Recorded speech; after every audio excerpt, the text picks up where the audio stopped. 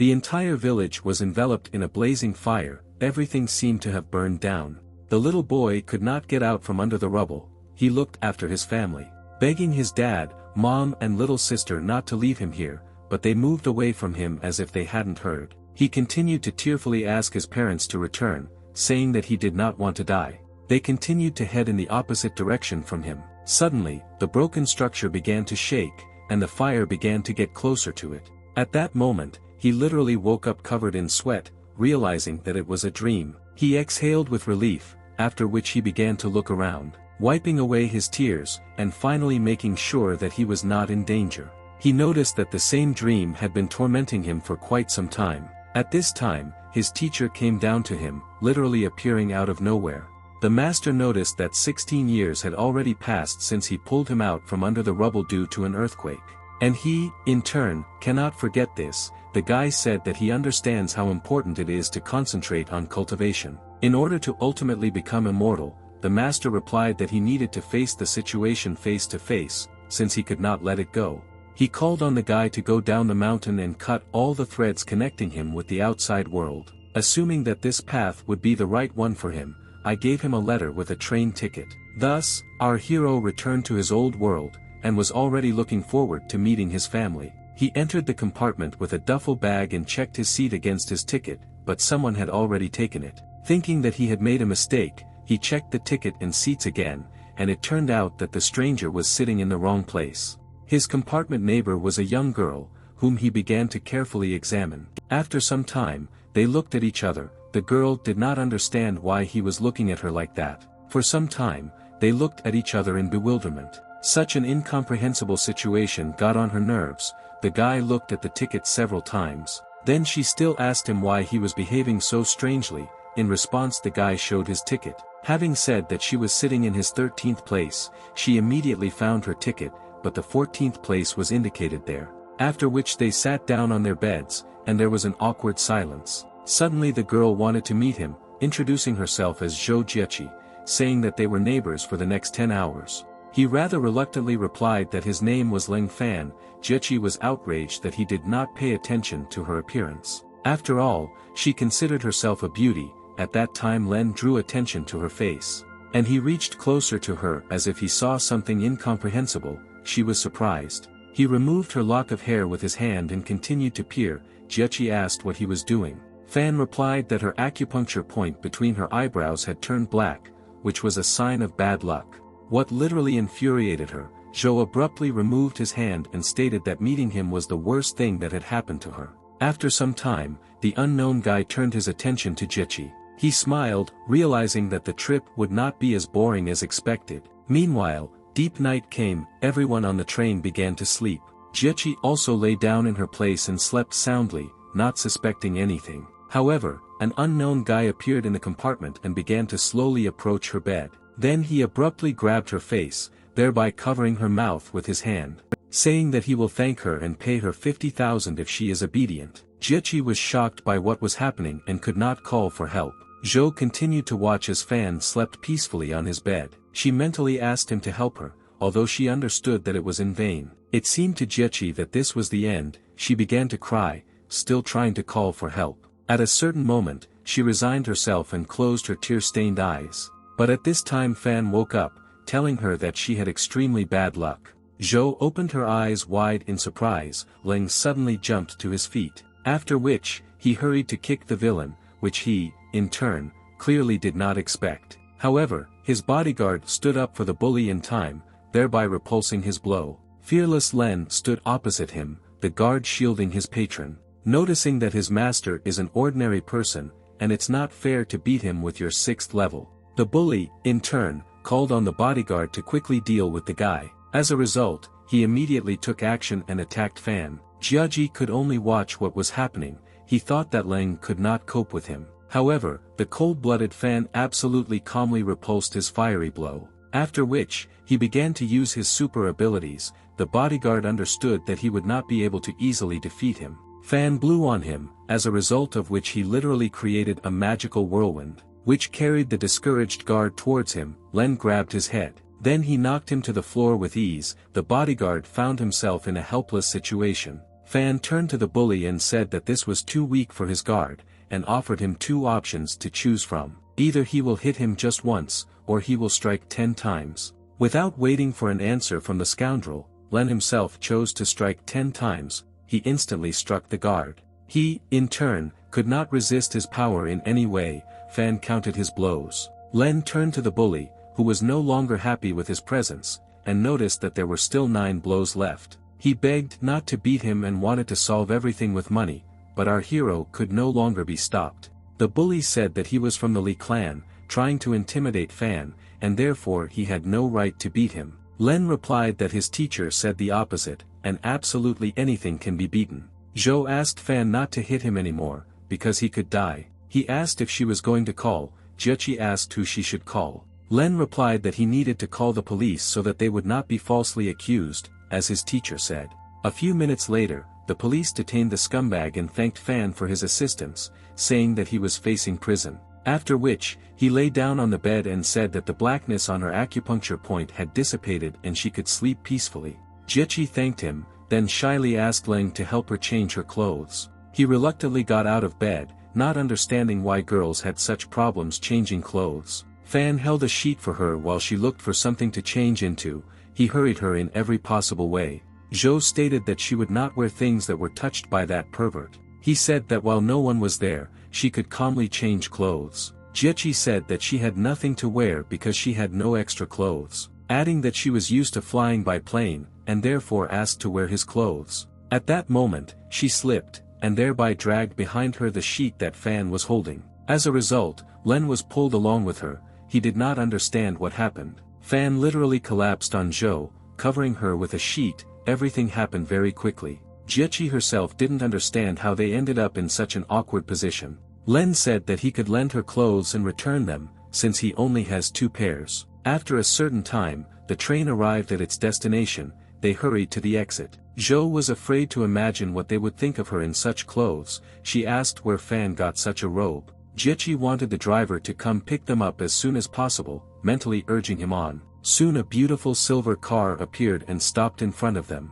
The driver greeted the lady through the window, saying that in such an outfit he barely recognized her. They got into the car, and after a while they arrived at the Zhou family's villa. Grandfather Jiechi asked Fan to wait while his granddaughter changed clothes. Then he asked why his granddaughter was wearing Len's clothes. Our hero, in turn, did not know how to explain everything that happened to him. He was saved from answering by Jiechi, who showed up on the doorstep with a package of his things. She gave him the clothes and kindly asked him to have lunch with them, thanking him again. After a couple of minutes, Leng at the table decided to have a quick snack. Jiechi urged him not to be in such a hurry. Since Jiechi personally cooked, she asked if he liked it. He replied that everything was very tasty. Grandfather smiled, saying that looking at them he remembered his youth, adding that now he is too old, and besides, his legs cannot move. At this moment, Fan noticed that about 20 years ago, Grandpa Zhou's leg was damaged by an explosive. They literally froze in place in surprise, staring at him in surprise. Len continued to say that the treatment for this injury is not very difficult, and it only takes him a couple of minutes to heal his grandfather's leg, who was shocked by what he heard. Confused, Jiechi asked Fan how he could find out why and when his grandfather's leg was injured, and how he would fix everything. Len replied that he was not going to cast spells, and all that was needed from grandfather was to sit without moving. He bowed to the old man and said that the teacher had done him an honor by teaching him this. Fan suddenly began to massage his grandfather's leg. Zaki was not happy with this idea. The grandfather said that the boy simply decided to console him somehow. At a certain moment, energy seemed to flash from Len's hand like lightning directed towards the old man's leg. After which, he really began to feel his toes. Grandfather could not believe what was happening, continuing to fully move his leg. For 20 years the poor old man could not move his fingers. Jiechi cried out in delight. Len said that Grandpa could try to get up, and he only needed to look after his leg for the first 6 months. Old man Zhou replied that the guy could ask for whatever he wanted, asking where such a young master came from. Realizing that he had incredible abilities, Grandfather wanted to keep such a wizard with him. But Fan, getting ready to leave, replied that he did not need anything and had only come for things. The old man tried to hold him back for a couple more days, saying that his family was quite influential in these parts. Len was not inclined, answering that people should solve their problems themselves. He left in an unknown direction. Grandfather realized that he should have taken the guy more seriously. He asked Jiechi if she knew where this young master was from. She replied that she accidentally met him on the train, and she didn't even have his phone number. Fan looked for the Xie family to give them a letter, and after saying the teacher's name, they seemed to have to accept it. Judging by the map issued by the teacher, Len was already close to the desired place. Suddenly, a car suddenly braked in a puddle in front of him, almost splashing Fan, who managed to use his abilities to avoid water and stay dry. The tsunami seemed to absorb the flow of water, and Len calmly walked past. Meanwhile, a young lady got out of the car, dissatisfied with her father's eternal busyness, which she talked about with the driver. She said that the driver might go to the next parent-teacher meeting instead of dad. The girl walked near Fan and brazenly asked why he was looking at her like that, threatening him with physical harm. Len noticed that they were not driving carefully, which is why they almost splashed him, and hurried to ask her something. Doesn't she know someone named Xie Hai? He showed her a photo card. The driver was outraged by his behavior, but Fan didn't pay attention. Hai's daughter Xiaoye realized that he was actually her father's illegitimate son. She began to think and came to the conclusion that she might be illegitimate, because the guy is older than her. Xiao realized that she couldn't let him see her father, and calmly replied that she didn't know who she was talking about. The driver, in turn, said that the guy has no right to name her father. Fan asked her again, realizing that Xie Hai turned out to be her father. Xiao sharply replied that he would never set foot in their house, and she would never call him her brother in her life. Len, in turn, listened to her silently, after which he placed an envelope with a letter on her head, saying that he didn't care whether she gave the letter to her father or not, but his teacher asked for a meeting with her family, and said goodbye. Xiao realized that he was not her brother, since a certain teacher asked him. Fan went to wander the streets in search of lodging for the night, and did not know where to find work for him. He stopped opposite the hotel, assuming that he could get a job there as a dishwasher.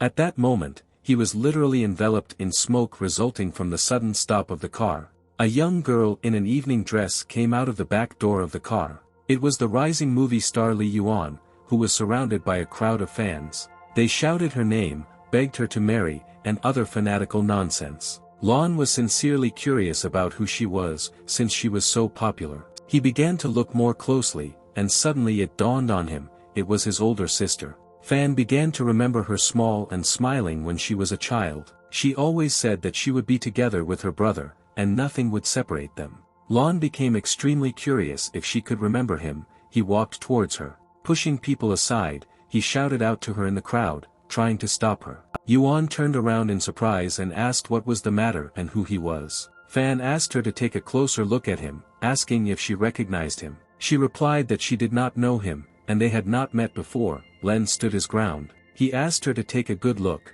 but Li replied that she had never seen him. The bodyguards became nervous. They began to walk around him from all sides, saying that he should not approach the lady.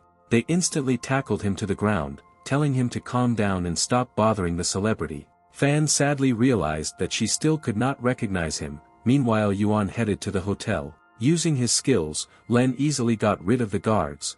They were shocked by his strength, realizing that he urgently needs to be stopped, since he will soon get to the mistress. But as a result, Fan managed to get into the hotel unhindered. The bodyguards only looked at him. In one of the rooms, Chen Gongzi pestered Yuan. She asked him to behave appropriately, but he felt permissive, saying that he had famous girls, and it was her father who invited her on behalf of the hotel, but she resisted. Len heard this dialogue.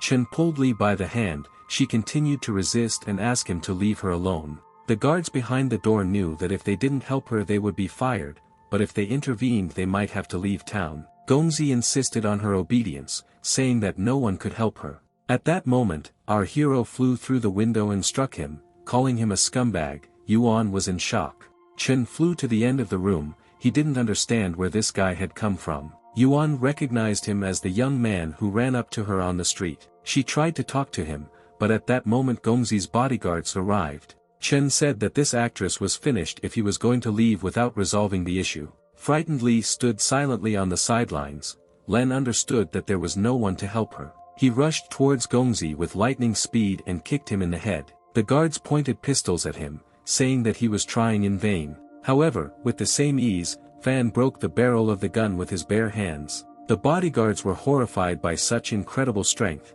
suggesting that he was some kind of Superman. Len turned to them and stated that if they interfered, it would be the last thing they did. They realized that they could not cope with such a young, but already some kind of master. Gongzi, in turn, begged not to beat him. Fan stepped on him, after which he said that he would not even think of harming Yuan in any way. Otherwise, he will destroy him. Len pressed him harder to the floor. Chen replied that he understood everything.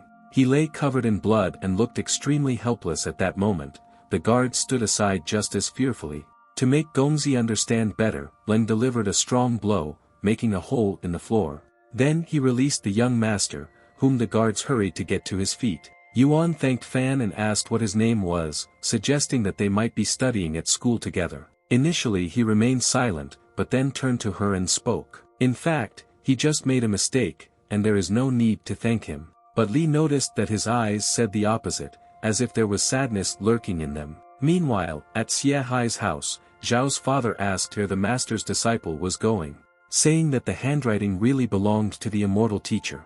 Xiao replied that she didn't know where the guy was going, he just handed over the letter and that's it. Hai was out of his mind. He said that she had no idea how strong the immortal master was, and everyone wanted to be like him. And how could she let the student go? At that moment his phone rang. Hai picked up the phone and greeted Zhou, who was looking for the young master. He told him the story of the healed leg by this young guy. Hai was shocked. He immediately ordered Xiao to find the young master, saying that he had cured Zhou's leg, which had been bothering him for 20 years.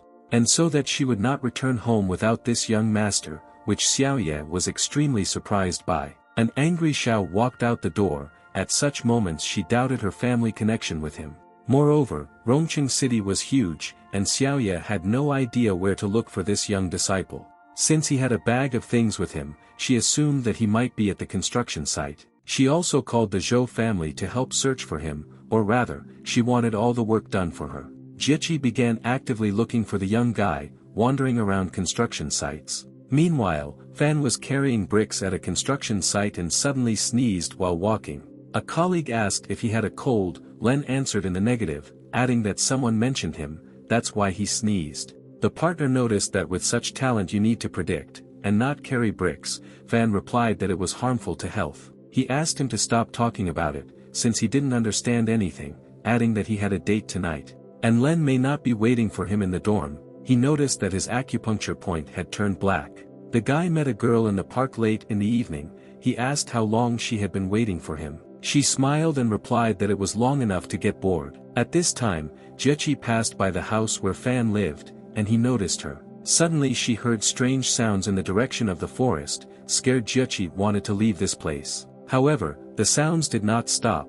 A few seconds later a wild scream was heard. Jieqi didn't understand what was happening. She became curious to find out. She slowly came closer and looked out from behind the bushes, not expecting to see this picture. A bloody young guy was lying on the ground, and a girl with red eyes and gray skin was sitting next to him. Jieqi screamed loudly in fear, and the zombie girl turned her attention. As a result, she immediately chased after her, and Jieqi naturally began to run away. Calling someone along the way for help, the zombie girl quickly caught up with her. She still caught Jieqi's jacket and wanted to drag him along with her. The zombie jumped from behind, intending to deal with her, but at that moment, unknown people in black robes showed up and helped Jieqi. They tried to capture the monster, which they initially succeeded in doing. The unknown people told Jieqi to run away from here quickly, but they themselves hastened to deal with the zombies. Jieqi thought that they were the same as that young master, some kind of superhumans. However, at this time the monster got angry and began to throw them around.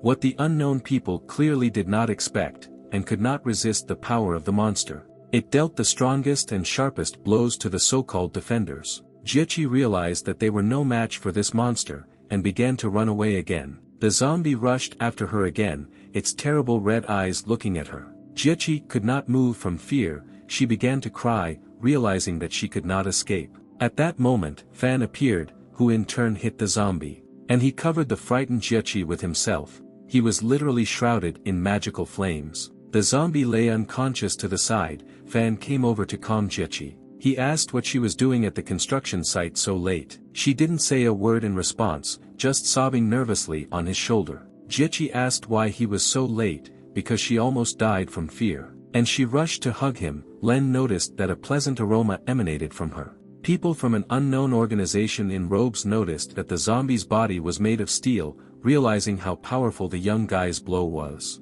They wondered where this guy came from with such amazing power. One of them asked Fan who his teacher was and if he wanted to join them, adding that their organization deals with supernatural problems. Len replied that he could not name his master, and had never heard of them. The guy said that if he joined their organization, he would be able to enjoy the highest level of service. Len replied that he did not want to join their ranks. The man in the cassock did not like the fact that the guy was looking down on them. He said that in this case, they would erase his memory of what happened, so as not to spread panic among the population. The minions prepared to erase Len's memory, but he did not let them do it so easily. By blowing into the hand of one of them, he thereby prevented him from using his abilities. Noticing that their technique was too unstable, he would advise them to practice more thoughtfully. What they obviously didn't like, they started saying that he was too self-confident, even though he had potential. Someone said that the guy's strength is at the 6th level and he is no match for them, urging them not to disgrace themselves. Because not everything can be resolved by fighting, and sometimes you need to be able to forgive. One of the organization recognized Master Hui in the old man. He asked what he was doing here, and whether the guy was really on the 6th level. Fan also became interested in what 6th level they were talking about. He asked the master about it. Hui said that strength is divided into 10 levels, from the weakest 10th to the strongest 1st, and there is innate strength. Len remembered what the teacher told him about the innate level 3 years ago. Thus, he slipped to the 6th level, which was not very pleasant to realize. A representative of the organization said that the guy is too young for the 6th level, and in the future he will influence events. If he needs help, he can contact him. The man handed him his business card, on which it was written that the organization was called Dragon, and his name was Chen Hai. Jiechi had also not heard of them. She asked him for forgiveness, saying that she was very worried. Len was still curious why she came to the construction site in the middle of the night, which is what he asked her about. Jiechi replied that the lady had informed him of his possible location. Fan said that he really works at a construction site and carries bricks because he needs money for food. Jiechi asked to help grandfather Shuyu, and then he could work wherever he wanted in Rongcheng. After some time, they arrived at Su's grandfather's house. Ling asked if they wanted to ask him to work as a nanny. Jiechi replied that he just needed to heal Grandpa Shuyu's leg, that's all. Fan flatly refused to help, saying that he didn't want to get involved with karma. She was at a loss. At that moment, Xia Hai appeared on the threshold of the house. Xiao pointed to the guy who gave her the letter. He, in turn, ran up to Len, and calling out to him, said that he had been looking for the immortal baby for a long time. Fan asked if he really was Xia Hai. Smiling, he answered positively. Having asked him to heal Su's leg, offering in return whatever he wanted, he understood that such a gifted guy should be kept with him.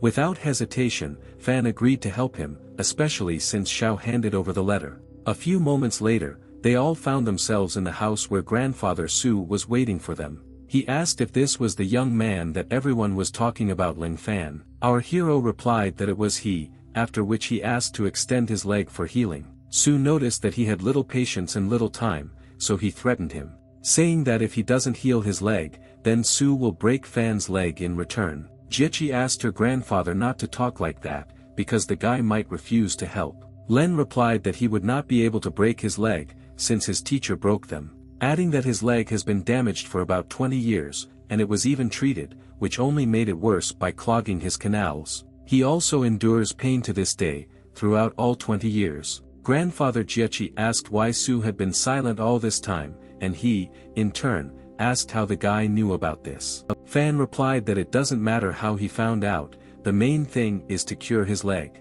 He touched Su's knee as if electric waves were emanating from his hand. Ling said that by doing so he was removing stagnant qi. A black sticky substance began to flow from his knees. A few seconds later, Fan reported that he had healed his leg, and now Su could move it. Grandfather couldn't believe his eyes, but he could actually move his leg. He asked what Len wanted in return. He in turn refused any benefits, saying that it was time for him to go. Because he doesn't want to create a chain of events with him, Fan didn't like Su's initial behavior. They were shocked by his modesty, realizing that he really acted like an immortal. At this moment, Jiechi stopped Fan, saying that he wanted to get a good job. Xia Hai noticed that he just had one position vacated for Leng, and if he wishes, he will organize everything. He tried in every way to keep the young master, because it is better to have such talent with you.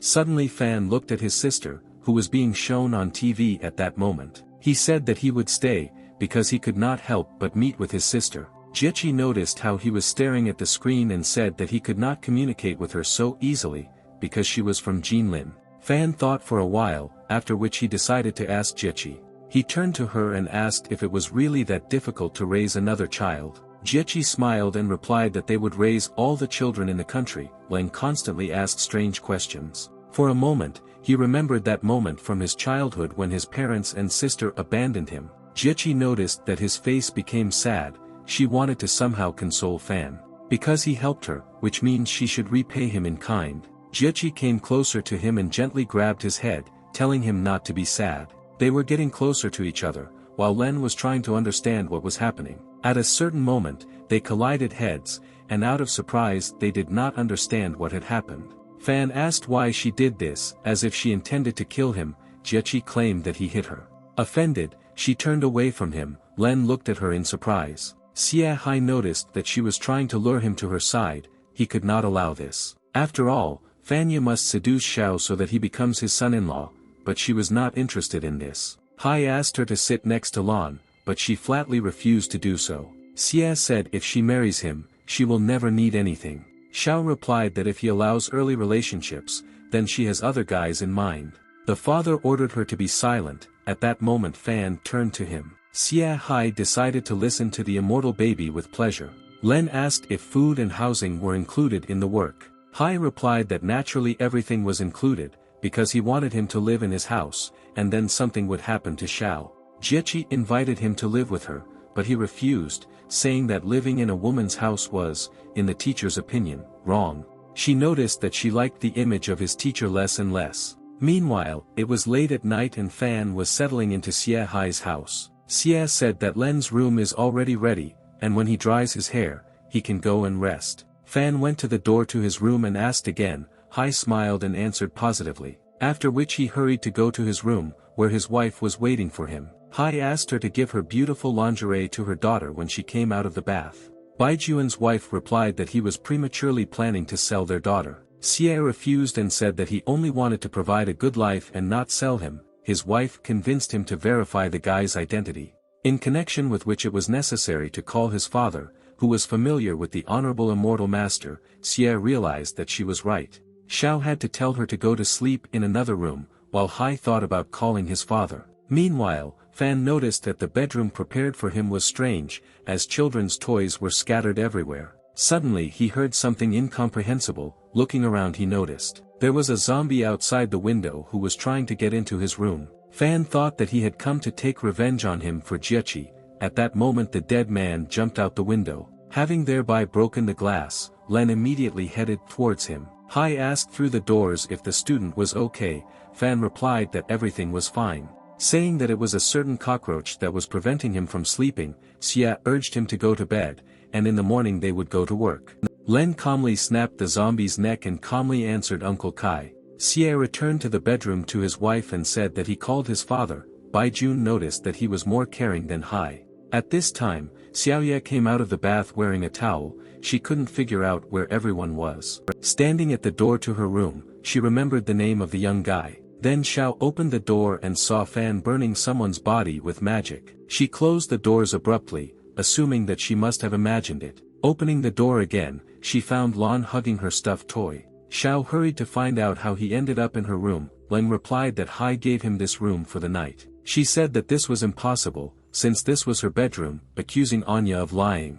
Walking a little further, she discovered that the window was broken. Xiao was at a loss. Not understanding what was happening, she came closer, making sure that she was not dreaming. Xiao realized that she had not appeared at the threshold of the room then, and demanded an explanation from Fan. What could he be doing in her bedroom that the window was torn out? Leng replied that he had dealt with another zombie. Xiaoye was shocked. She realized that it was all really true, and was horrified for a moment. Xiao asked him not to leave and change things with her, because she was afraid. She dragged him back to the bedroom, which surprised his parents. Assuming that their daughter had matured, they did not expect such agility from the young. Hai noticed that his grandfather should also return soon, the Zhou family and the Xiu family should unite. It was getting quite late and everyone in the house had gone to bed. Len was still thinking about zombies, which clearly did not come here of its own free will. Fan could not understand why it appeared, assuming that they still have some feelings,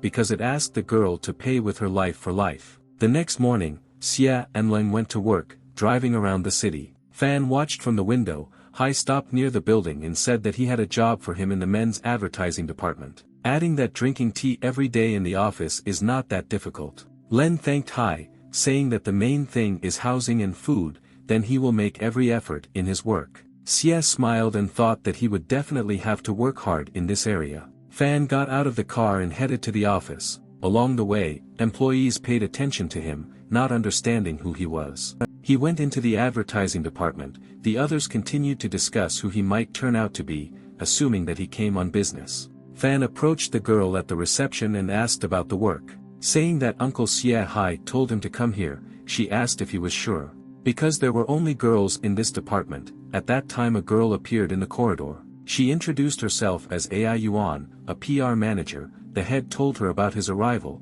She said that the internship would last 3 months. Yuan said that Fan's clothes should not be cheap, so today a friend brought him new clothes. She showed him the locker room where his new uniform was. Len immediately went to change. In the closet he noticed a rather nice tuxedo, which he changed into. In addition, the uniform was extremely comfortable. Fan appeared in a new image before AI. Len asked who gave him this uniform. Yuan replied that it was a girl named Ju. Fan realized that it was actually Jiechi. He was pleasantly surprised. AI asked him to wait at her workplace while she collected the necessary material. Sitting down on a chair, he was literally surrounded by girls who did not take their eyes off him. They started asking him about who he was to the Xie family, because they knew that the head had hired him. Len ignored them in every possible way. One of the girls said that perhaps she would help him get comfortable here and teach him various tricks. At that moment, Yuan sent everyone to their workplaces. The girls immediately dispersed. Fan assumed that AI was a good person, and besides, she was helping him. A few minutes later, she called Fanya with her to a meeting with a client. The girls began to actively gossip, saying that Yuan took this burden with her to the negotiations. Meanwhile, they headed to a meeting at the hotel, where a client was waiting for them. AI told Len to watch his behavior, as a client would come up now.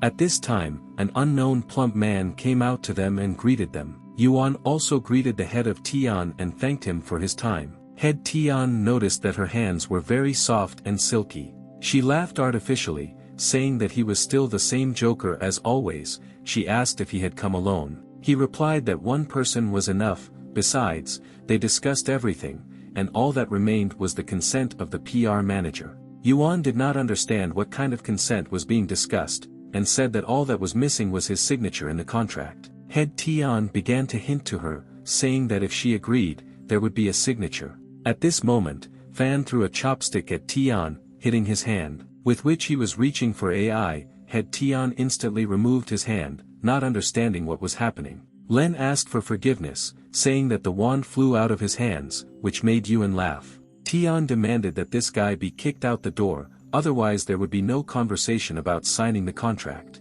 However, Ai absolutely calmly replied that she did not care whether he signed the contract or not, because she herself didn't really want to make this deal. Then she tore up the contract in front of his eyes. The angry head Tian hurried to leave the meeting place, saying that she would regret it. Len apologized for ruining the deal, but Yuan had other ideas. She thanked him for his help, saying that he did everything right. Fan replied that she was the first person who praised him at work. AI asked if he wasn't the son of the head of the chairman of the board, and what he used to do. Len calmly replied that he used to carry bricks at a construction site, and was not the chairman's son.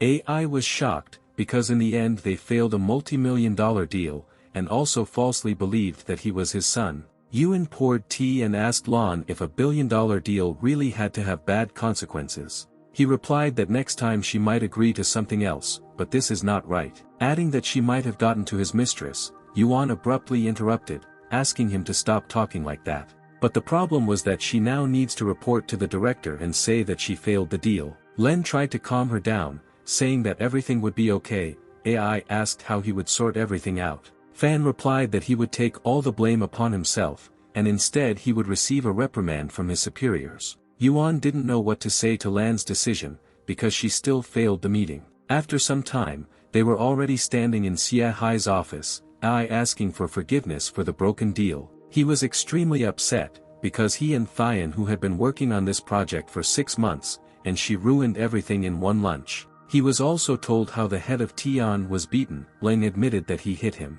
Hai asked why Fan hit the head of Tian. He replied that even though he had recently been working, but his teacher always said that anyone with dirty thoughts cannot be a companion, and Tian pestered Yuan. Xia believed him, assuming that the teacher had laid this principle in him forever, and he would not lie to him. Hai realized that Tian was planning something not very good, and it turns out that the young student saved him. He shook hands with Fan, saying that his teacher was saying everything correctly, and people with dirty thoughts should be avoided. However, this project was stopped and their company faced some minor problems. Hai asked Len to help him in one delicate matter, and then the company would be extremely grateful to him. Xie took out a certain folder with documents and asked if he was on good terms with the Zhou family, since they had a joint project. Yuan was shocked that the director would give such a task to an unprepared person in the person of Lan. Fan, in turn, agreed to help him. I silently watched what was happening. She began to be indignant that no one from more responsible employees could get this project,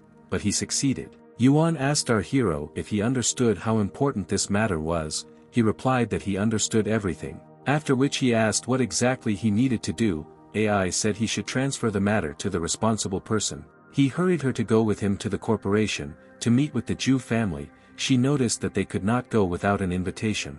Len asked to show him the way, saying that he had a friend there. He expected that Zhu Jia would be there. After some time, they stood in front of the building that belonged to the Zhou family. Fan immediately headed towards the checkpoint where the guard was standing. Yuan did not have time to stop him. The security guard said that you can get through if you have a work pass or a document confirming your identity, after which he asked who the guy was looking for. Len replied that he was looking for Zhu Jia.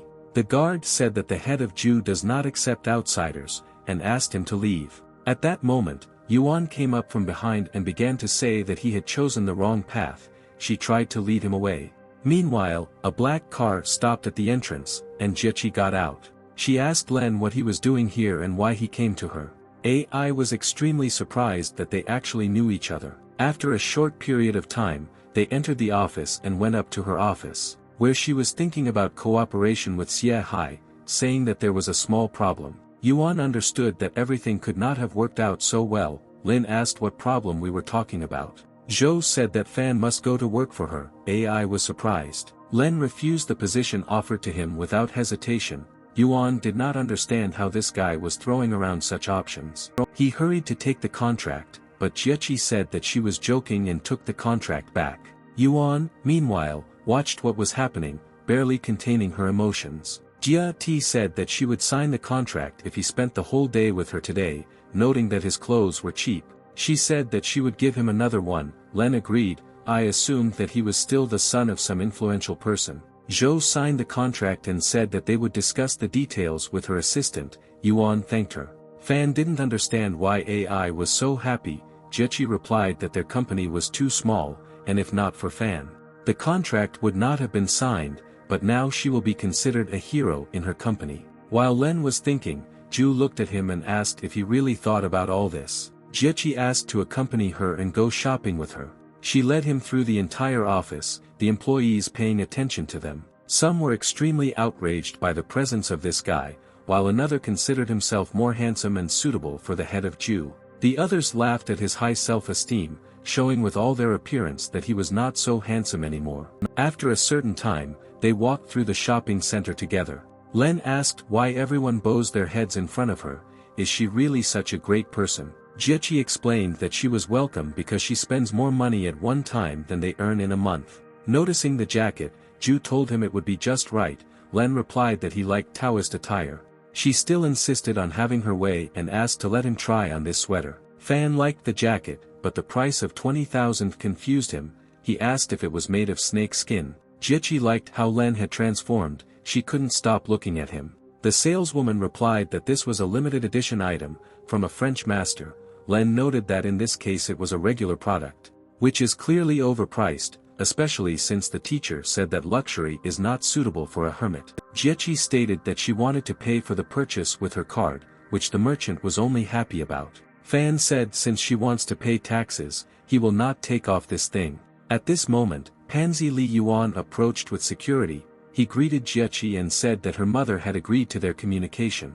Ju, on the contrary, was not very happy to see him, which she told him about. Pansy said that some kind of slug has no right to be near his girlfriend, and directed a menacing look at Fan.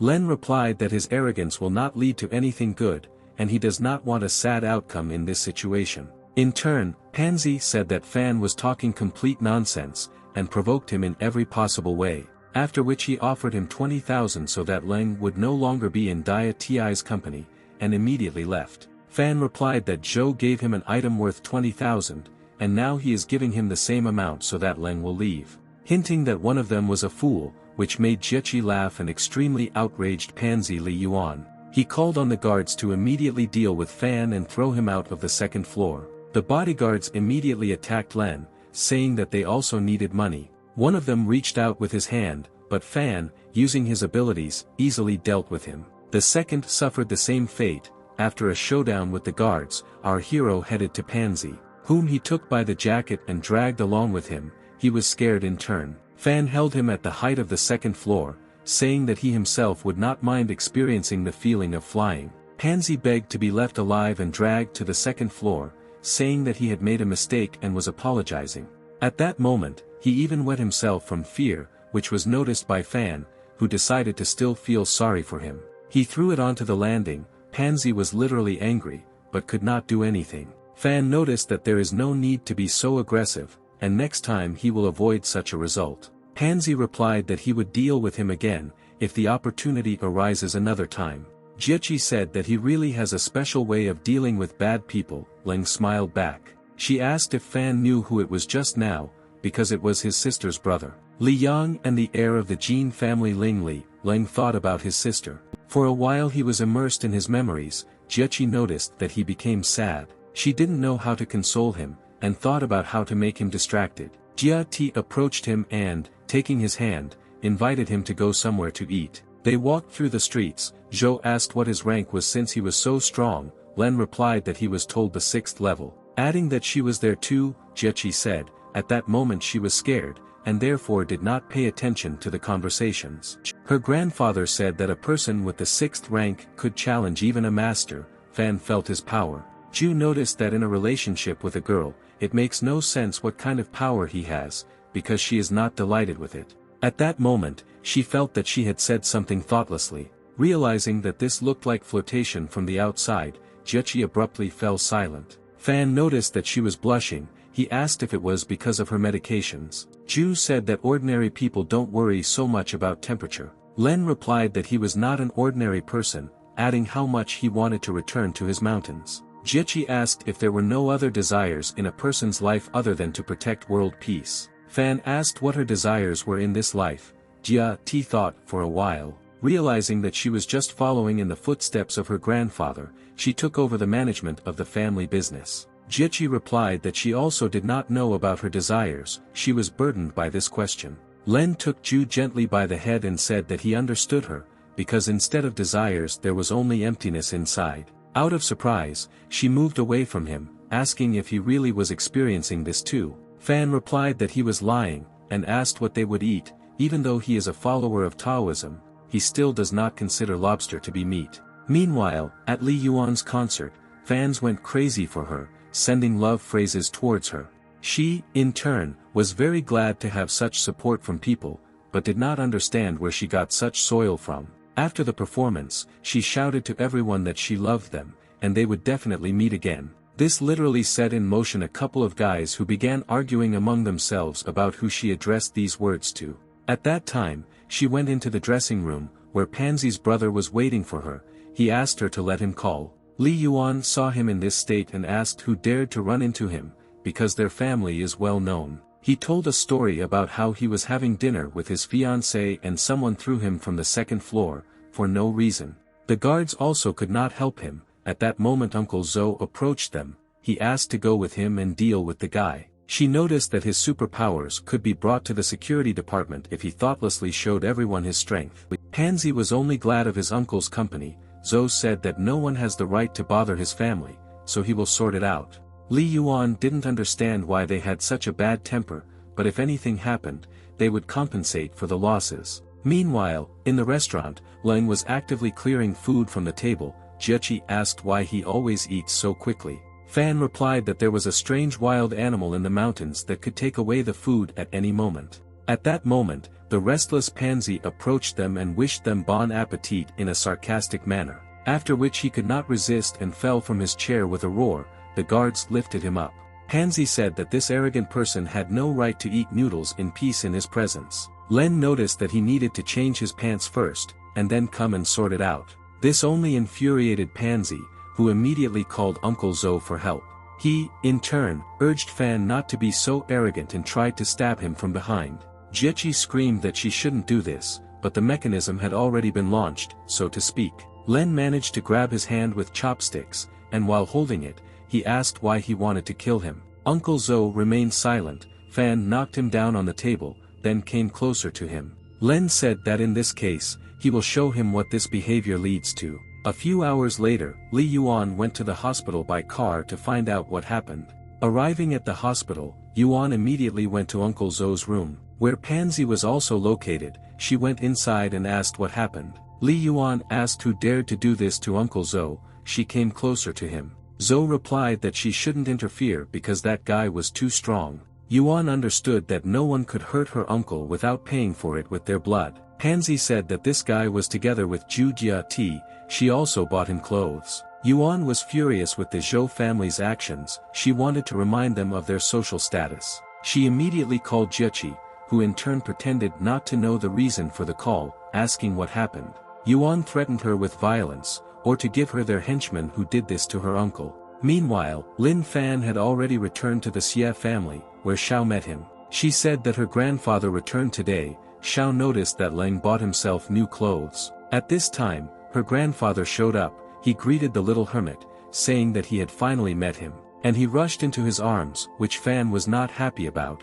He noticed that he was not a hermit. Suddenly, the front door opened, and a tired Jiechi stood on the threshold. She asked Len to follow her. Grandfather and Xiaoye did not understand what was happening, and what business Zhou had with Fan. Walking down the street, Ling assumed that it was because he beat up the Li family member who called Jiechi. She stopped and asked in surprise how he knew all this. Fan replied that it was just an inference. Zhou asked him how he remained calm since the Li family wanted to kill him. Len replied that this was not the first time that someone was against him.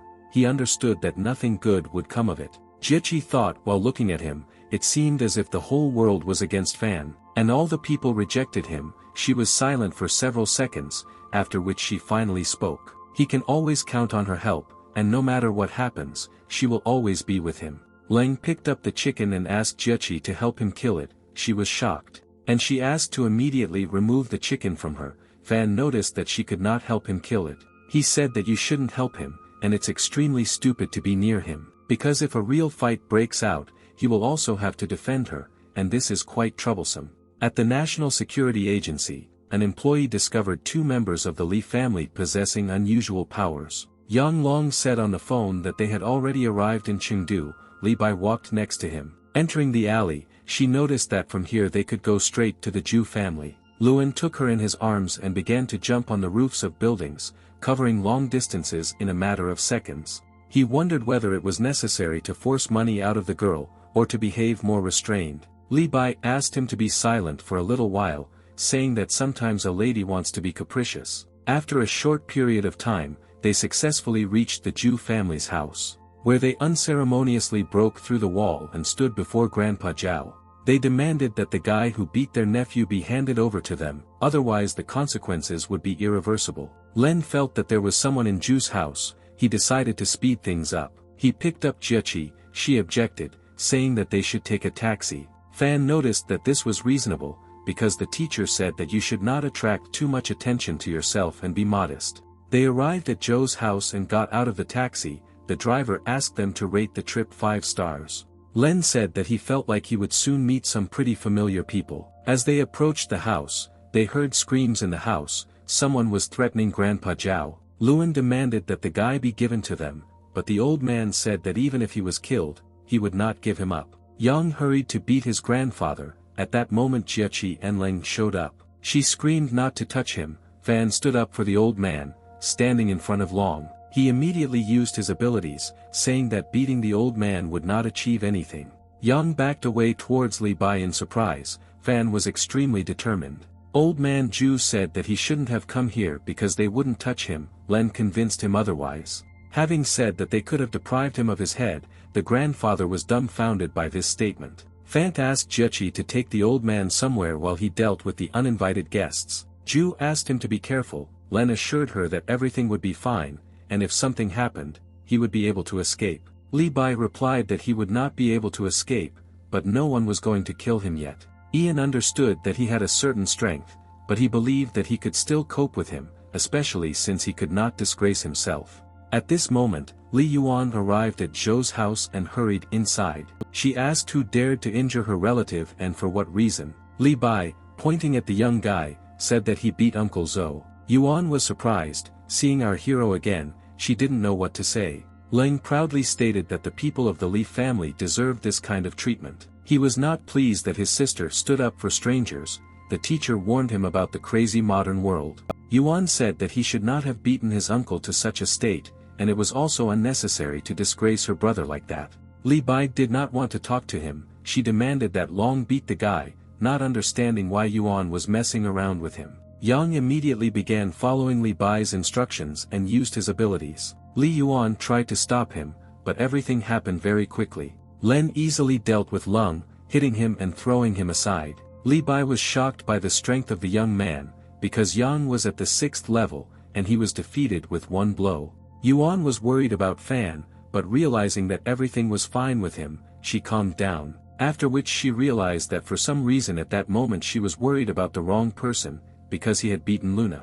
She became nervous and demanded an explanation from Len, asking who he was. Fan replied that he grew up in the mountains, unwanted by his father, mother and sister, and a person abandoned by everyone.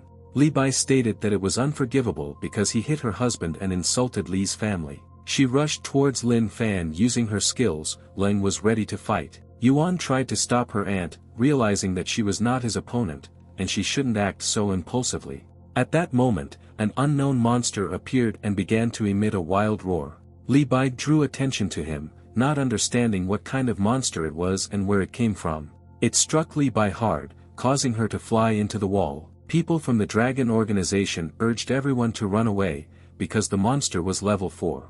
Adding that the main office will now send a master with the 4th level of strength to cope with the monster. At this time, the monster went after Jiechi. Grandfather told her to immediately run away from him. Suddenly a spear pierced his head. Everyone began to look around. It was Jia Ti's mother, Situlan, who was trying to drive the monster away from her daughter using her abilities. However, it was not so simple, and the monster turned out to be quite a tenacious creature. Even with a spear in its head, it continued to pose a critical threat to others. Fan understood that it was necessary to act very quickly, because the monster was already close to Jiechi. He began to activate his super ability, saying that he had not used it for a long time, and even managed to miss it. His index finger sparkled with lightning, after which he pointed it at the monster. Ju had already closed her eyes, realizing that she would not have time to escape from him, and prepared herself, as it seemed to her, for the inevitable. Yuan shouted her name, realizing that she was in danger. People from the Dragon organization also rushed to help. Meanwhile, Len successfully used his skill, and a certain ray literally made a hole in the monster's head. Everyone was shocked by what happened. Fan watched the monster who could no longer resist them. Jiechi could not come to her senses for some time, because she thought that she was finished. However, Lin Fan saved her and offered her his hand, intending to calm Jia Ti down. After defusing the situation a little, he decided to joke by asking if she had wet her panties. Jiechi reacted rather nervously and told him to go to hell with such jokes. Those around him did not understand where such strength came from in the young guy. Li Bai understood that she could not defeat him. And if he fought Lung at full strength, he would undoubtedly kill him. In a sense, he showed leniency towards him. Leng said that if Li Bai still wants to compete, then he is always ready. She replied that she was weaker than him and understood this, but he still ran into the Li family, and they would not lose their dignity. Fong replied that their dignity is insignificant if it consists of oppressing others. Yuan said that in fact, her brother was the first to bully Leng, and then he also called Uncle Zhou for help. Fan stated that he does not care about their family, but if they still want to take revenge, then she is always at their service. Yuan asked Li Bai if they should really take revenge on him since he had just beaten all of their people. Grandpa Zhou noticed that their Li family is too young, and most likely does not fully understand the strength of this guy. Li Bai understood that Fan was indeed very strong, even though he looked only 20 years old, but his worldview said otherwise. The next day, in the company of Xie, a joyful Yuan talked about the success of the corporation. Since the Zhou family said they were ready to sign the agreement, she wanted to hug Fan. Len said that this was her merit, and she shouldn't stain his new clothes with lipstick. After all, yesterday Xiao stained his clothes with her lipstick, and it was impossible to wash them, so he used his skills and washed them. Xie Hai said that it was Leng who was responsible for signing the contract, and he also decided to appoint him as the manager of this project. Yuan was shocked by this news, because she had been going to this all along. Hai appointed Yuan as the deputy main character. She literally burst into tears. Lin decided to cheer her up, saying that she would take control over herself, because he was not strong in such matters. She agreed. Fan was asked to put on his beautiful suit to be photographed. The photographer asked them to move closer to each other and smile. Len asked why there were so many formalities in signing the contract. Yuan said that their company made a big deal, and now they are organizing a joint dinner, which he is obliged to go to. Fan replied that he had absolutely no money for this. Yuan came closer to him. She smilingly said that she would treat him. Lin agreed with this condition. Jiechi wanted to invite him herself, because last time they didn't talk properly. After some time, they all drank together at the table. The employees congratulated each other on a successful deal. Fan reluctantly sipped his tasteless cocktail and was frankly bored at this event. Yuan invited everyone to drink to Lin, since it was his merit that the transaction was successful. Xiaola noticed that he had only worked for a week and had already achieved such a result, but he was behaving like an average person. Len said that being an average peasant is pretty good, because it doesn't matter who you are. That's what his teacher said. They continued to drink, and naturally our hero went with them. At this moment, Jiechi's car stopped behind him and called out to him. She asked him to get into the car. Everyone began to gossip, saying that Head Zhou had personally come to pick up Lin Fan. Jia Ti jealously asked if he liked drinking and eating in a large company of girls. He replied that it was normal. She literally boiled with anger for a couple of minutes, after which she tried to reason with herself. After all, he was not her husband or boyfriend, and in fact Fan did not owe her anything. On the contrary, he was the one who saved her more than once. Leng asked why she was looking for him. Jiechi replied that Grandpa Zhou would invite him to dinner, and even roast a lamb. Fan said that he doesn't like meat very much, but roasted lamb is a different matter. A few minutes later they arrived at their house, where their grandfather was waiting for them. Len appreciated the roasted lamb, saying that it was very tasty. The old man said that he could eat as much as he wanted. Meanwhile, Xiaola hurried home because it was already late, and she had to arrive at work on time so as not to be fined. Having followed her, the unknown guy abruptly dragged her into the gateway, where he began to force her to be an obedient girl. Xiaola began to call for help. However, no one could help her, because it was too late and there was no one on the street anymore. Fan, having eaten his fill, went to Jiechi's room, where her mother invited him. She said that he could spend the night here. Ju was outraged that he would sleep in her room, but her mother reassured her, saying that she and her father had gone through this too. True, Lin immediately began to snore, and Situ Lan noticed that he was not as smart as her husband. Meanwhile, it was already late at night. Lin was sleeping peacefully in bed. Suddenly he was awakened by a phone call, and he picked up the receiver, half asleep, where he was told about the misfortune that had happened. He could not understand anything. Asking Yuan what happened, he finally woke up. A tearful Yuan said that some animals killed and robbed Xiaola. Fan hurried to go out through the window. At that moment Jiechi, who was not sleeping, noticed him and asked why he got up. Without explaining anything, he jumped from the window. Jia Ti said that it was high up there, because it was the third floor. After a certain time, Len was at the scene of the incident, next to Yuan. She said that the family had already been informed. Fan noticed that the corpse was coming to life. He realized that this was not just a murder. Lin asked Yuan to go home while he waited for Xiaola's parents, and he put her in a taxi. Lin glanced at the taxi as it drove away, while Xiaola's corpse came to life. He hurried back to the scene to help the police. She finally turned into a zombie, which began to attack people. Fan grabbed her hand sharply and began to hold her so that she would not harm anyone. Lin recalled how just recently they were drinking together at the table. But this was already in the past. Realizing that she could not be returned, he took action. He used his skills, thereby constraining her actions, as if placing her in a magical barrier. And he asked to call competent people, because this was no longer within the jurisdiction of the police. A few moments later, people from the Dragon organization appeared on the spot, asking Fan to hand it over to them. Len said that she was his friend, and he knows that she died, but he would like to avenge her.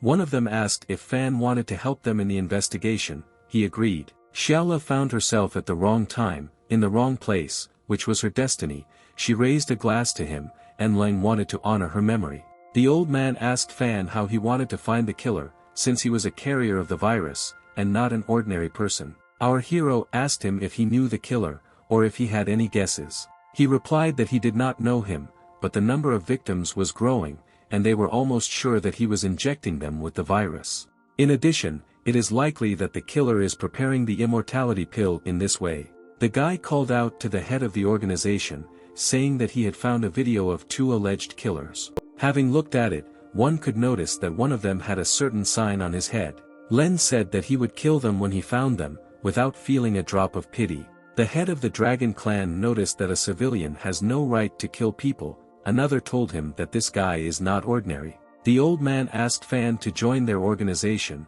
and then he would be able to kill such scum. The leader introduced himself as Guoxian, deputy head of the Dragon Security and Organization, offering to join their ranks. But Fan refused, saying that he himself was able to deal with the evil spirits. Everyone was shocked that he refused the chief's offer, because the deputy chief himself had proposed it to him. Len asked them not to interfere, because this could lead to dire consequences. After which the main character hurried to hide in an unknown direction. The old man was discouraged by the behavior of the young guy, and by the fact that he so easily refused help. He was tormented by the question of who this young man was, even if he exceeded the first rank. How could he have such an influence on him, someone who has already seen a lot? At this time, the 2 killers were discussing how they frolicked with the girl, and how well everything turned out for them. Another noted that he still wanted to find a victim, because he didn't have enough blood. He naturally agreed, but on the condition that he would be the first, just like that time. As soon as he infuriated the second one, an argument ensued between them on this basis. In the end, he killed him, saying that he could only go to the grave first. He stood by the bloody body, saying that no one had the right to dictate or set conditions for him. At that moment Fan appeared, who noticed that he had helped him in a sense, because all that remained was to deal with him. The bearded bandit turned around and said that he seemed tired of living, since he was running into trouble. Lin came closer and asked if he had killed a girl named Xiaola. He, in turn, confirmed his words in an arrogant manner, thereby leaving him no doubt or choice. Len showed him a photo of the girl. The killer replied that it was she who resisted for a long time. Fan raised him to the heights with the help of his abilities. The killer asked to let him go, since he did not know who he was dealing with. Lin replied that sins in this world must be paid for, because everything has its consequences. The killer said that he was from the Zhao family, and their boss would soon surpass his physical capabilities, and it was better for him to let him go. Otherwise, a whole clan will be waiting for him, which will destroy Fan. The scoundrel had tears flowing from his eyes. But Len was merciless. He hit him so hard on the ground that the asphalt underneath him broke. Fan said that he would look forward to meeting his clan and boss. But first, he will make sure that he can never be reborn again. Lin literally turned him into some kind of smoke, which tried to escape even in this state. However, Fan held him back with his hand, saying that he could not go anywhere. He, in turn, begged him to let him go, saying that he would become a good person and would never harm anyone again. But Len stood his ground. He destroyed him once and for all. without giving him the opportunity to be reborn. At that moment, Fan heard footsteps behind him. He realized that someone had noticed him. With the help of magic, he finished what he started, after which he decided to turn around. Lin asked who was here, and saw the same head of the dragon organization. The old man said that there was no need to be so nervous, and he just wanted to talk. Len began to make excuses, saying that he was carefree walking down the street when suddenly the guy's head exploded. Xian understood that this youth was too strong, because his rage was so high that it exceeded the first rank. He wanted to see such a strong man under his command. Guo began to play along with Fan, saying that his head could explode on its own. Fan noticed that his teacher usually did not believe in such heresy, not understanding how the old man could believe in such a thing. Xian asked him to go for a walk while his organization sorted things out here. Employees from the dragon said that the guy had at least level 4 strength, because he dealt with a person from the Zhao family. At this time, Chief Guo and Lin approached a tea house called Carp, where he asked to drink tea with him and talk. Fan said that this is a mafia establishment, and usually it is already closed at midnight. Xian replied that this was their establishment, and it was safe here, and no one would listen in or disturb them. They sat down at a table where they were served hot tea. Go asked him if he knew who he had just killed and whose head exploded. Len replied that he was a sinful man who had to pay for his sins, which is what happened later. Xian said that this is a person from the Zhao family, and they will soon surpass their physical capabilities, and they will also look for the killer. Fan replied that if they want to kill him, then let them come, because the teacher said that he was not ashamed to ask for help. Xian asked who his teacher was, because according to him,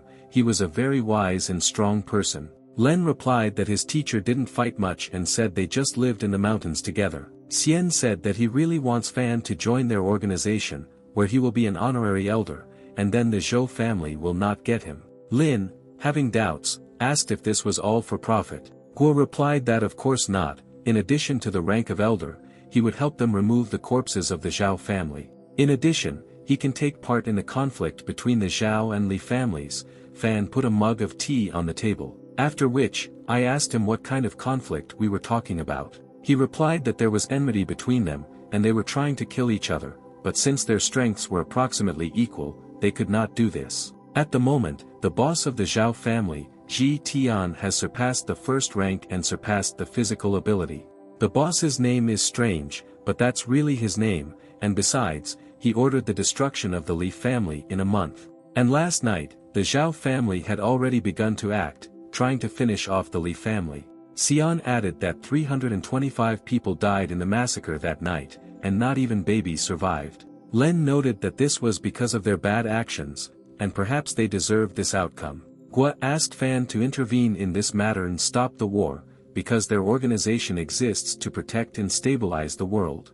Len thought for a while, after which he finally answered Xian. He put the tea on the table and said that he did not want to take part in this, because the Li family oppresses the weak, and this most likely happened more than once, and therefore they had to pay for it a long time ago. Fan hurried to leave. Head Guo asked him to think carefully about this proposal. The next day, in the Xia family's domain, everyone was asked to observe a moment of silence in honor of Xiaola. The employees cried looking at her photo with a ribbon, because she was so young. Fan also stood silently in the crowd of people, and Yuan approached him at that time. She said that the police found the killers, and they were brutally killed, but there is one point. Leng asked what else happened. Yuan handed him a note that was sent to Xiaola's parents, which talked about revenge for their son. Supposedly he died because of their daughter, and now they are threatening to kill the entire Xiaola family. Not only did they lose their only daughter, but they were also receiving death threats. Lin replied that he would deal with it.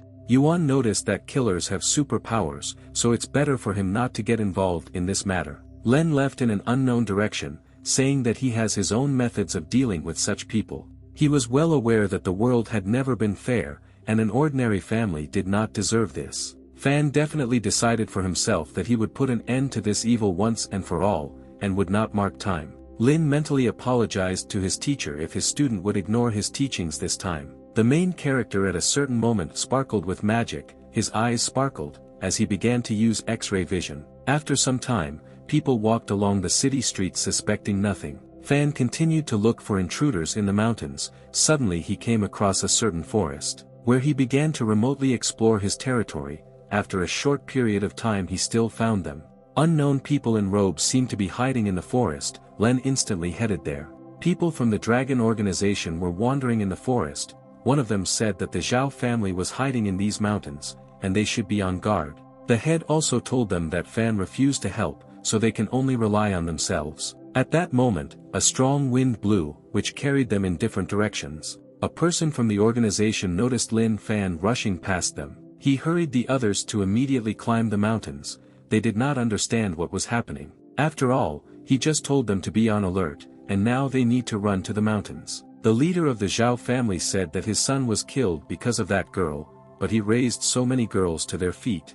Therefore, tonight he will take revenge by killing all the members of the Xiaola family. Len, who appeared in front of him, said that he was a defiler who had no right to live, after which he grabbed him by the throat, saying that they are pathetic people and death awaits them. The others began to turn into zombies and demand that Fan let their boss go, otherwise they would kill him. The old man asked him to spare him, assuring him that he would not take revenge on anyone and would become a good person. Len replied that he would beg for mercy in the underworld, then brutally killed his grandfather, having said that he will not allow him to die so easily, and he will suffer. One of the zombies ordered the others to kill this guy, because he still touched their boss. Fan stated that it was all they're doing as soon as they wanted to attack him.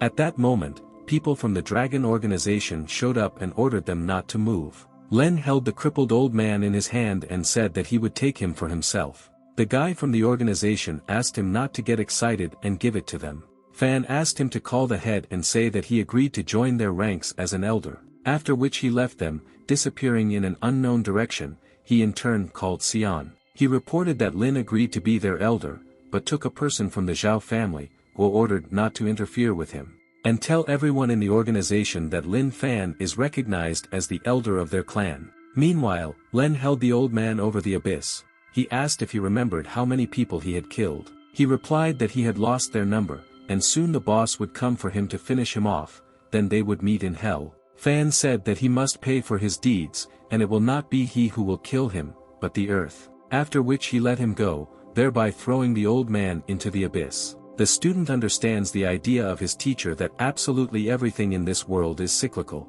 When the student understands this, that day he will be able to return back to the mountains. After some time, Len went to the domain of the Xie family, where Jiechi was waiting for him.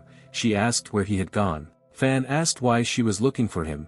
Jia Ti said that she had one thing to do with him. She asked Lan to accompany her and go to the auction with her. He instantly agreed. Ju was surprised that he agreed. She asked if he was interested in details. Lin replied that he wanted to meet people. Jiechi noticed that he had become more talkative and called him into her car. Yuan told her everything. She understood that at the moment she could not invite Lin to her company. For some reason, looking at him she felt bitterness. At that time they arrived at the right place. Fan asked if all rich people go to auctions, and he also asked what he needed to do. Jiechi replied that this is an expensive place, and therefore everyone must adhere to the rules of etiquette and behave decently. They walked inside where Jia Ti's mother was waiting for them. She called them over. Her mother stood in the company of Li Yuan's mother and Pansy. What surprised Fan was that he recognized him as the guy who wet his pants. Pansy also recognized him and didn't understand what he was doing here. Ju's mother said that Jia Ti found herself a boyfriend, so they won't bother Pansy anymore. Pansy's mother believed that he could not compare with her son, roughly understanding Zhao's tastes. Li Yuan's mother said that it would be better if her daughter chose her son, but in any case, she knows better. Situ Lan replied that it was possible, but she herself understood that Lan protected her daughter from a monster of the 4th level, and it was not for her to decide. At this moment, the guard approached Ms. Lan and said that the Zhao family had come here. She, in turn, was horrified, realizing what the consequences could be. Situ pulled Pansy's mother by the hand, saying that the Zhao family was already here and they needed to leave quickly. She ordered the bodyguard to take the people out through the back door, because there was a conflict between their families, and it was impossible for them to meet. Len understood perfectly well what this meeting of these families could lead to. Zhao Hai and Jia entered the hall, greeting Mrs. Tulan, and saying that she still looked as charming. She also greeted them and asked if this young man was his son. Hai proudly replied that his name was Jia, thereby urging his son to say hello to Lady Tulan. He, in turn, approached Jiechi, and pointing at her, told his father that he liked this girl. Len drew attention to the rather impudent boy and tensed. Mrs. C2 noticed that his son did not know the rules of etiquette, which she told Zhao Hai. But he said that he would prepare a wedding for the young couple, because Jiechi is really beautiful and suitable for their family.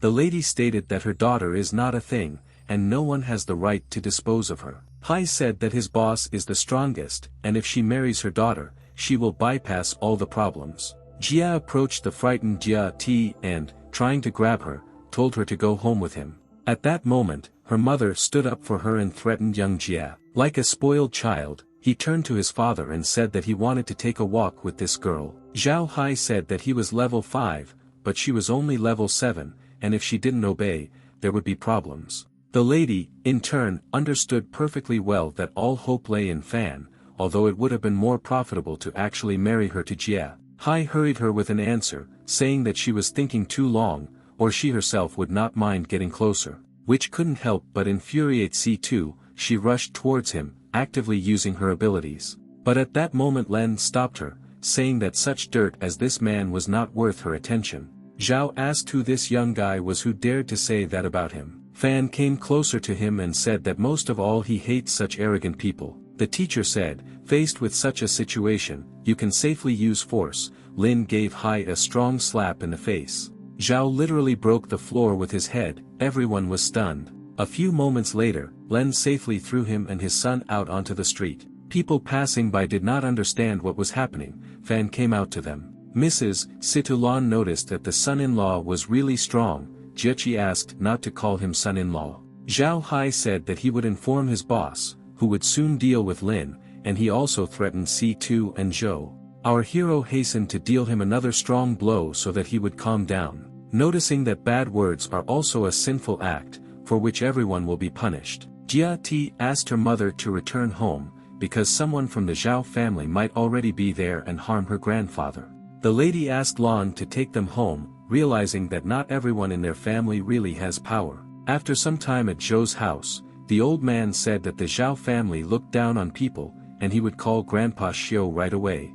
And tomorrow people from the Zhao family will apologize to them. Jiechi thanked Fan. He said that he just wanted to know if his mentor's teachings mattered. Jia Ti said that in any case, he helped her a lot today. She mysteriously looked away, adding that she doesn't want to lose the person who was so kind to her. Len, in turn, gently ran his hand through her hair, and then silently left. She was extremely surprised by his behavior. Jiechi began to think that in this way he confessed his sympathy to her. Meanwhile, Feng arrived at the Xia family's home, where his grandfather met him. He was sincerely glad that Lin had arrived, and rushed into his arms, which made our hero a little tense. Xiao noticed that he was like a grandson to him, but she didn't remember her grandfather being so happy about her.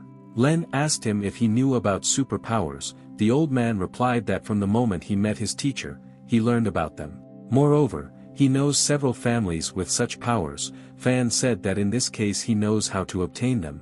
Grandfather Xie said that Lina's teacher said that the basis is walking in the void, but they rarely meet because he is a hermit. Fan asked him if these hermits were like him. The old man remained silent. Then he answered that Leng was really a hermit. Xiao asked to bring her up to date, since she also wants to learn. Fan found it rather strange that he had recently been given the 6th rank, and the teacher said that he had the 1st. He wondered what his actual rank was. Lin wondered if the Li family could really disappear. The next day, Leng met with Xie, who spoke about his unsociability lately. At this moment, Fan saw Zhao Hai in the next car, and he hurried to jump out of Xie's car. He asked what he was doing. Lin replied that first he had to urgently visit the Zhou family. He moved with lightning speed, chasing Zhao's car, realizing that he was going to Jiechi's house. Hai and his son Jia asked the Zhou family for forgiveness for yesterday, saying that Leng did the right thing by teaching them a lesson. Fan eavesdropped. He didn't understand why they didn't use their skills, but simply apologized. After which they left Juice Domain. Jia wondered why they seemed to have forgotten about everything, and apologized to them. Hai lit a cigarette and replied that the Zhao family never forgets anything.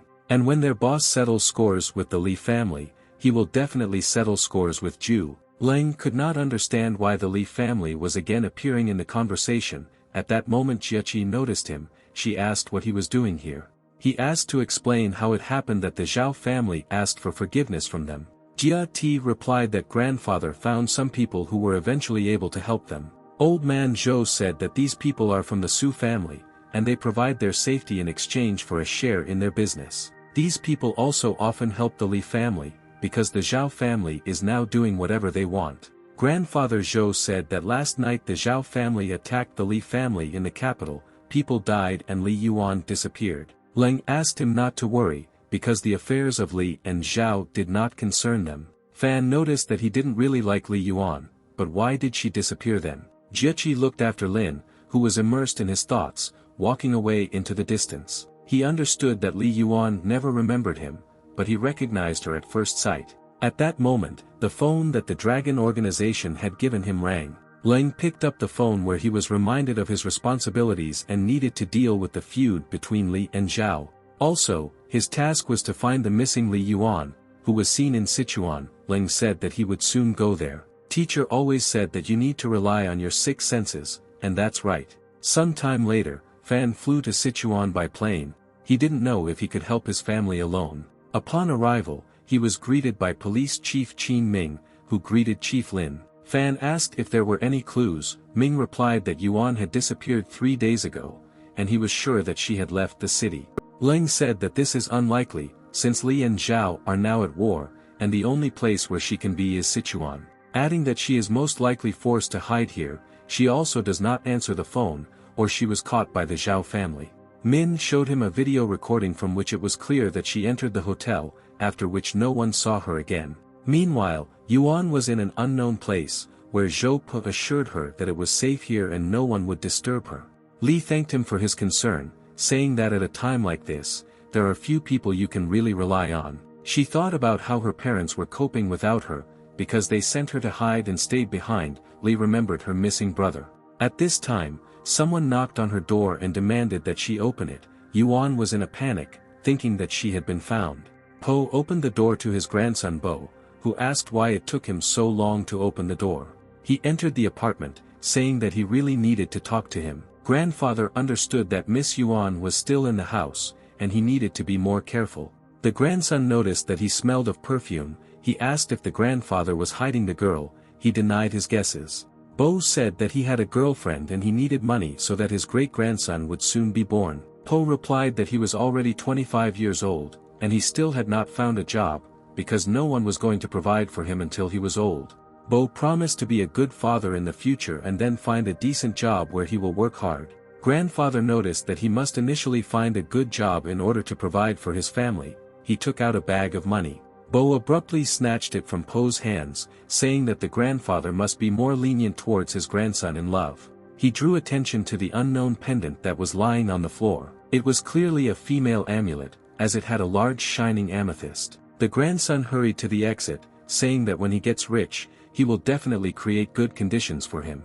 Bo understood that the old man still hid the woman in his house because he found such an expensive necklace, which Bo stole, and if he gave it to his Jing, he might get lucky tonight. He walked contentedly through the streets of the city, heading to his girlfriend. At that moment, he was surrounded by unknown people in hats and black cloaks. Bo asked what they needed from him. Meanwhile, at Li's father's house, where Li's young boys have gathered, awaiting orders from their boss. Long said that maybe they should just admit defeat to the Zhao family so that it all ends, which the head of the Li clan categorically disagreed with, saying that they would never be the dogs of the Zhao family, and the glory of their ancestors should not disappear in their generation, saying that they will fight to the last man.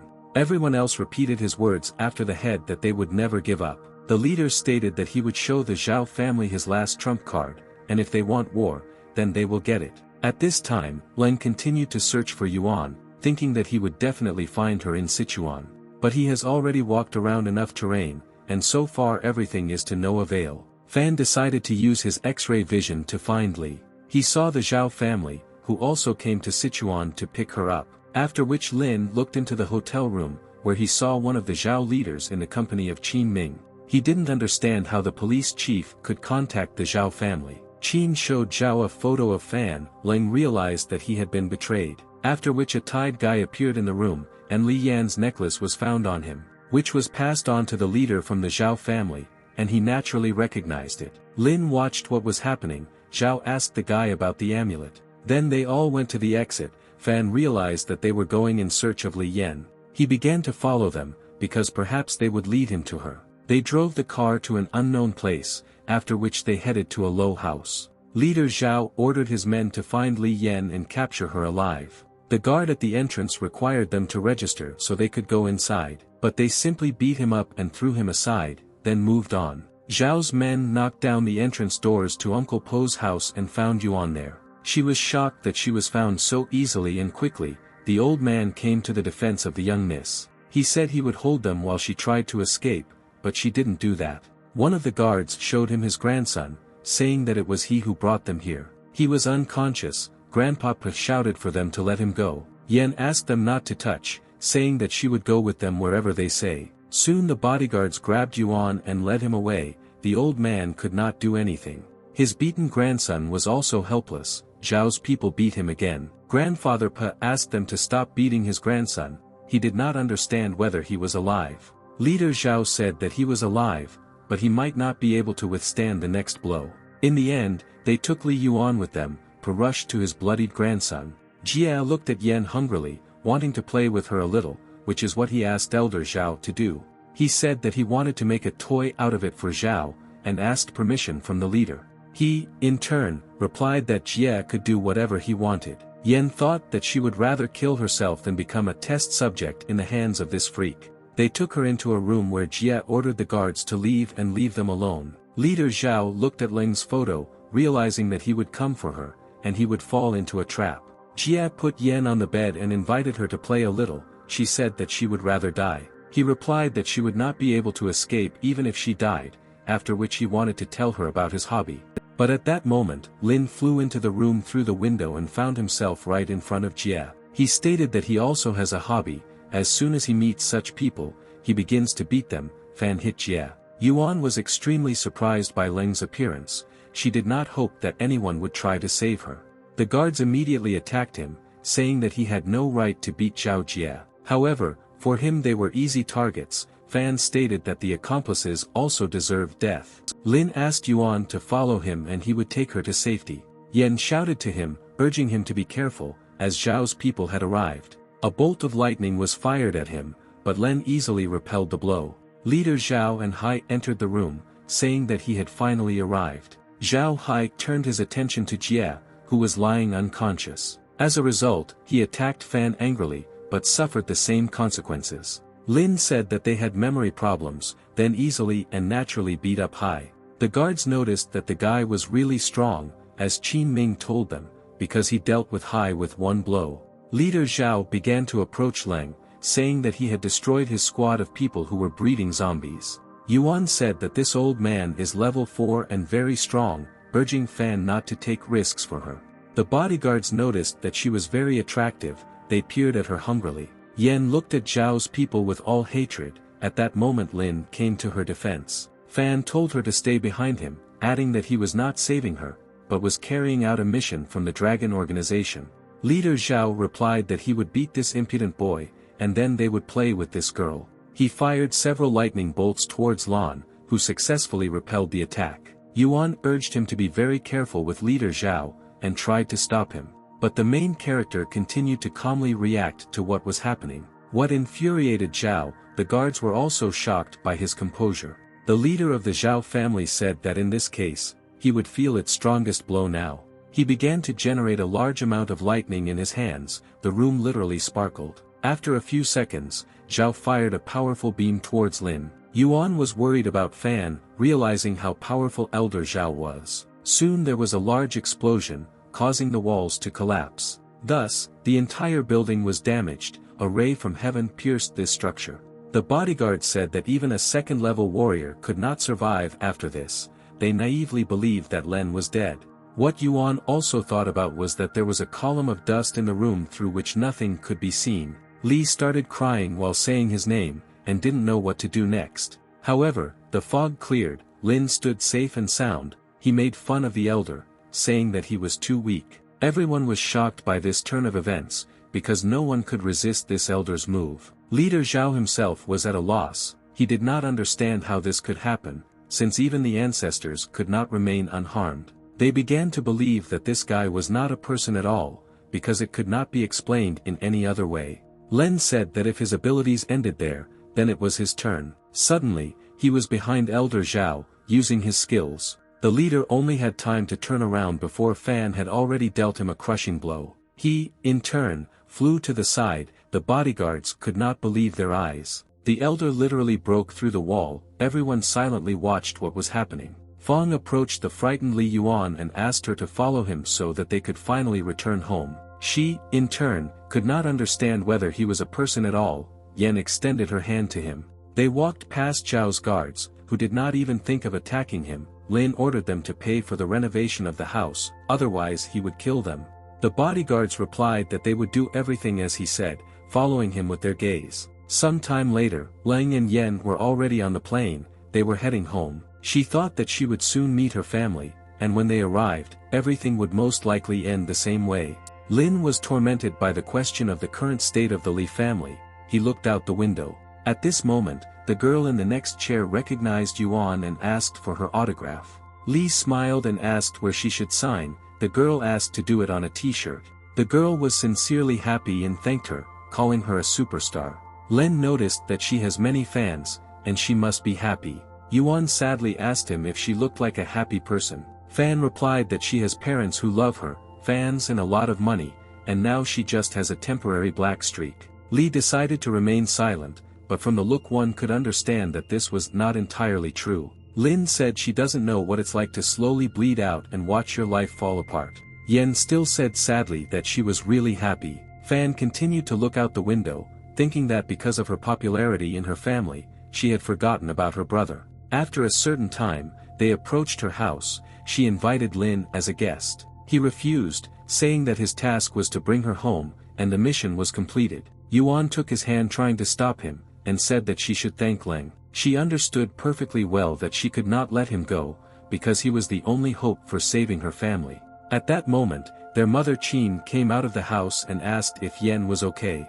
The daughter threw herself on her neck. The mother burst into tears, saying that she would not have survived if something had happened to her. Fanya felt sad when he saw his mother. He remembered how he walked with her as a child. She greeted him and thanked him for saving her daughter. His heart sank stronger. Lin replied that there was no need to thank him, since it was his job. Qin asked why his eyes were red, hinting that perhaps he needed help. He replied that he was fine and there was no need to worry about him. Yen said that Lin is a little reserved, but he is a good person and also saved her. She asked to invite him to dinner. His mother happily invited him to their home to have dinner together, and she would personally cook something delicious. Fan agreed. The last time she cooked for him was about 10 years ago. Yuan didn't understand what was wrong with him, because when she asked him to come in, he refused, and when his mother invited Len, he agreed. Meanwhile, the head of the Li family, Dao Dong, said that they were in cahoots with the guy with whom Yen returned. Li Hao wondered what the boss meant, since this guy actually saved his daughter. Dao Dong said that while everyone is avoiding their family, this boy is helping them, and this is quite suspicious. Hao asked him if he thought that Fan was a spy for the Zhao family. The boss insisted that Hao drive the guy away without a fight, because he was quite strong. Li agreed. Lin came to visit Li and was sitting on the sofa when Qin came up and offered him some fruit. He ignored her, looking somewhere to the side. His mother put the fruit on the table and walked up to Yen. She asked her what Fan was doing. Yuan replied that she herself sometimes did not understand him. Lin suddenly stood up and asked if the courtyard was in that direction. Yen answered positively, saying that she could show him. She told him the story of their old house that was destroyed by an earthquake, and her father built it from his memories. They went out into the yard. Lin realized that they still remembered that house. Approaching the tree, he remembered how he climbed it as a child and could not get down. He cried for a long time about this, and was afraid to climb down from the tree because of the height. Then his father came out to him in the yard. He assured him that he would catch him, and Lin just needed to trust him. But he still cried and said that he was afraid to jump. Dad tried to calm him down. He encouraged him to be a brave boy who would certainly succeed. Fan still believed him and said that he would try to jump. His father prepared to catch him. After which Len jumped and Dad naturally caught him. The memories came flooding back to the point of trembling. At that moment, Hao called out to him, asking if he was Lin Fan, who saved his daughter. Our hero turned around and saw his father, replied that it was so, Hao thanked him for saving Yen. He then asked Lin to leave their house as they were in danger and he did not want to involve him in their affairs. Yuan noticed that this guy is extremely strong and will be able to help them. Hao nervously asked her not to interfere when he was talking to a stranger. Fan asked in surprise why he was kicking him out. Hao remained silent. After which the father replied that their family was under threat of destruction, and he did not want him to lose his life because of his family. Len agreed, thinking that if he were in their family, he would help them, but since they don't even recognize him, he won't do it. Yen stood her ground, saying that he would greatly help them in the confrontation with the Zhao family. Hao replied that this guy might actually be from the Zhao family, and they only have the last mountain system, and therefore they can no longer make mistakes. Len recalled how his mother called him to dinner as a child, and they played on the street, and how he didn't want to listen to her, and she said that he needed to refresh himself, and then he could play. Fan turned around. Yuan realized that he wanted to stay, besides, he really saved her life, and she couldn't do that to him. She started walking towards Lin. Her father asked what she was going to do. Yen took Fan's hand and asked him to go with her to a family dinner. Hao silently looked at them. Li said that she was inviting her savior to dinner. At the threshold they were met by Qin, who said that all the dishes were ready and called everyone to the table. Lin sat down at the table and noticed that there were his favorite pork knuckles, which he had loved since childhood. Yen asked him to try what his mother prepared, saying that it must be delicious. She noticed that these shanks were her brother's favorite dish. Qin said not to talk about it, and asked if Leng liked it. He unexpectedly shed tears. Everyone was perplexed. They did not understand why he was crying. They tasted the same as they did when he was a child. He closed his eyes and began to remember how they lived before. Fan said that it was very tasty. Suddenly, at that moment there was an explosion that blew away half of the house. Someone addressed them and said that the time of death for the Li family had come today. Hao jumped up and said that the ancestor of the Zhao family had come, so they should all leave. Qin told him that they would not be able to escape, and therefore she had a request to him. He asked what kind of request they were talking about. She replied that it didn't matter which of them got there first, and when they found Li, they had to say goodbye to him, and to ask how he lived all this time without them. Qin, unable to resist, began to cry. Len was shocked that they actually still remembered him. Hao hugged her tightly by the shoulders and said that he knew and understood everything, after which he headed towards the exit to give battle to the Zhao family. He urged everyone to never give up. Yuan told her mother that she did not want to hide all her life. She offered to go with her father to this war. Qin looked at her sadly and said that since the Li family is no more, there is no point in living for them. Yen approached Len and asked him to leave, saying that they might see each other again someday, and everything would be fine with him. After which she returned to her mother, and they followed their father together. Lin couldn't let this happen. He knew what needed to be done next. Walking around the apartment, Fan discovered the door to the room. It seemed familiar to him. Entering which he saw his old children's room. It was exactly like in childhood. Len found his diary. It described the events that happened to him when he was a child, how he went fishing with his sister. As his mother scolded him for disobedience, he realized that they had never really forgotten about him.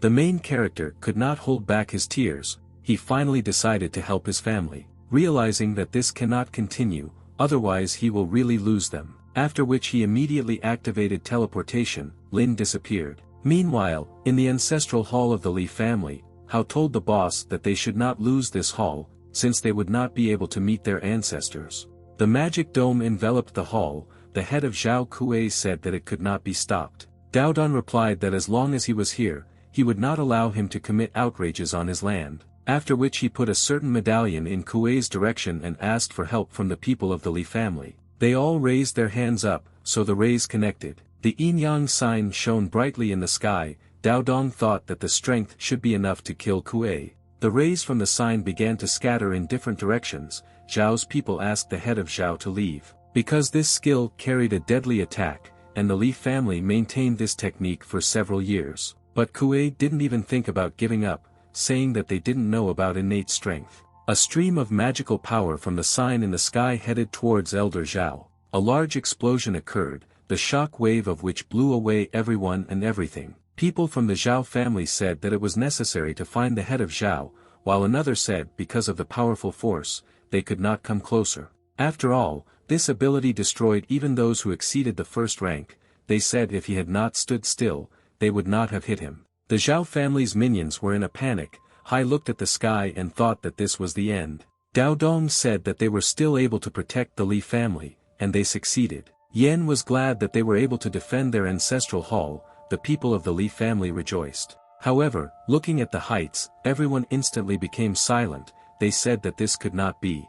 The head of Dao Dong realized that Kuya had innate strength, since his innocence could only be explained in this way. Elder Zhao, in turn, laughing, said that this was their only trump card. And that's all the Li family can do, but now it's his turn to show his strength. His eyes turned lilac, and a purple ball began to generate in his hand. Kuei towered above them. The skies were repainted in a dark lilac color, as if two portals had formed next to the head of Zhao. Dao Dong asked everyone from the Li family to send their last strength to him to protect the ancestral hall. The Li family instantly sent their rays to Dao Dong. They were reunited in his hand. The yin-yang sign sparkled with magic and rose above the head of Chief Li. Dao Dong suddenly felt weak. He said that it was necessary to add more protection, which consisted of 3 spheres so that Kuei could not break through the 4 spheres of the defensive system. Head Zhao smiled and said that they still did not understand what innate strength meant. He began to generate a black and purple mass of energy, showing his power, after which, small lilac balls formed in his palm, which Kuei immediately sent into a protective field of 4 spheres. People from the Li family began to say that this innate technique did not seem very dangerous. Hao began to understand that everything is not as simple as it might seem at first glance. He turned to his men and told them to follow him immediately. Meanwhile, huge clots of dark power in the form of purple balls made their way through the protective system, thus destroying layer after layer. Kuya's power was truly powerful. Dao Dong tried his best to hold the protective field, but he failed. Zhao Kuei watched what was happening with a smile, realizing that their attempts to resist him were in vain. The head of the Li family was already covered in blood, but he continued to hold the line, realizing that he could no longer hold back Zhao's power, because he truly surpassed them in strength. Meanwhile, dark energy balls gradually destroyed the protective structure. Suddenly, Dao Dong fell off the building and fell exhausted to the ground. Zhao Kuei, in turn, generated another powerful ball and sent it into the protective field. People from the Li family were shocked by what was happening.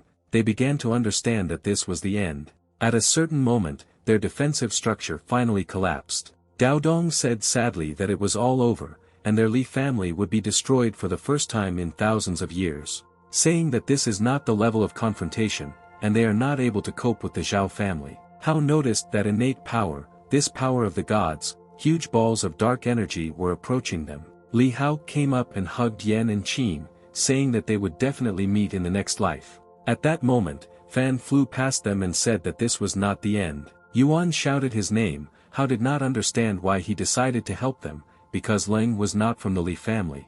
Zhao Kuei said that this boy will not change anything, except that he will die with them. Fan, in turn, remembered the ability that his teacher taught him. He hurried to use it, generating a huge sword that looked like it was glowing, which appeared in his hands. Lin headed towards large clots of dark power. With a swing of his sword, he easily split the lilac ball. Everyone was shocked by its power. As a result, an explosion occurred instantly. Kuei did not expect such a turn of events. Hao looked into the heights and could not believe that the baby was able to break the attack of the innate. Leng, meanwhile, was approaching Kuei. He asked if he was the ancestor of the Zhao family. The elder confirmed his assumptions, saying that he could not stop him from exterminating the Li family. Fang responded sharply that he would not allow him to harm the family, and would not just stand by. Zhao Kuei said that in this case he was against him, and would die along with the Li family. He understood that Lin had special skills. Head Zhao ordered his men to attack the ancestral hall, and he himself created a bone dragon in an attempt to kill Fan. The Zhao family headed to the Li ancestral hall. One of them said that they should not touch Yuan, since she was supposedly his. Kuei told Len that he had a lot to learn, but now he would die. Yen stated that she would rather say goodbye to life than be humiliated, asking her father to kill her. Qin was shocked by this statement. Hao sadly said that he would fulfill her request. Father didn't know if Fan could withstand the power of the innate, and if not, he would be buried with the Li family.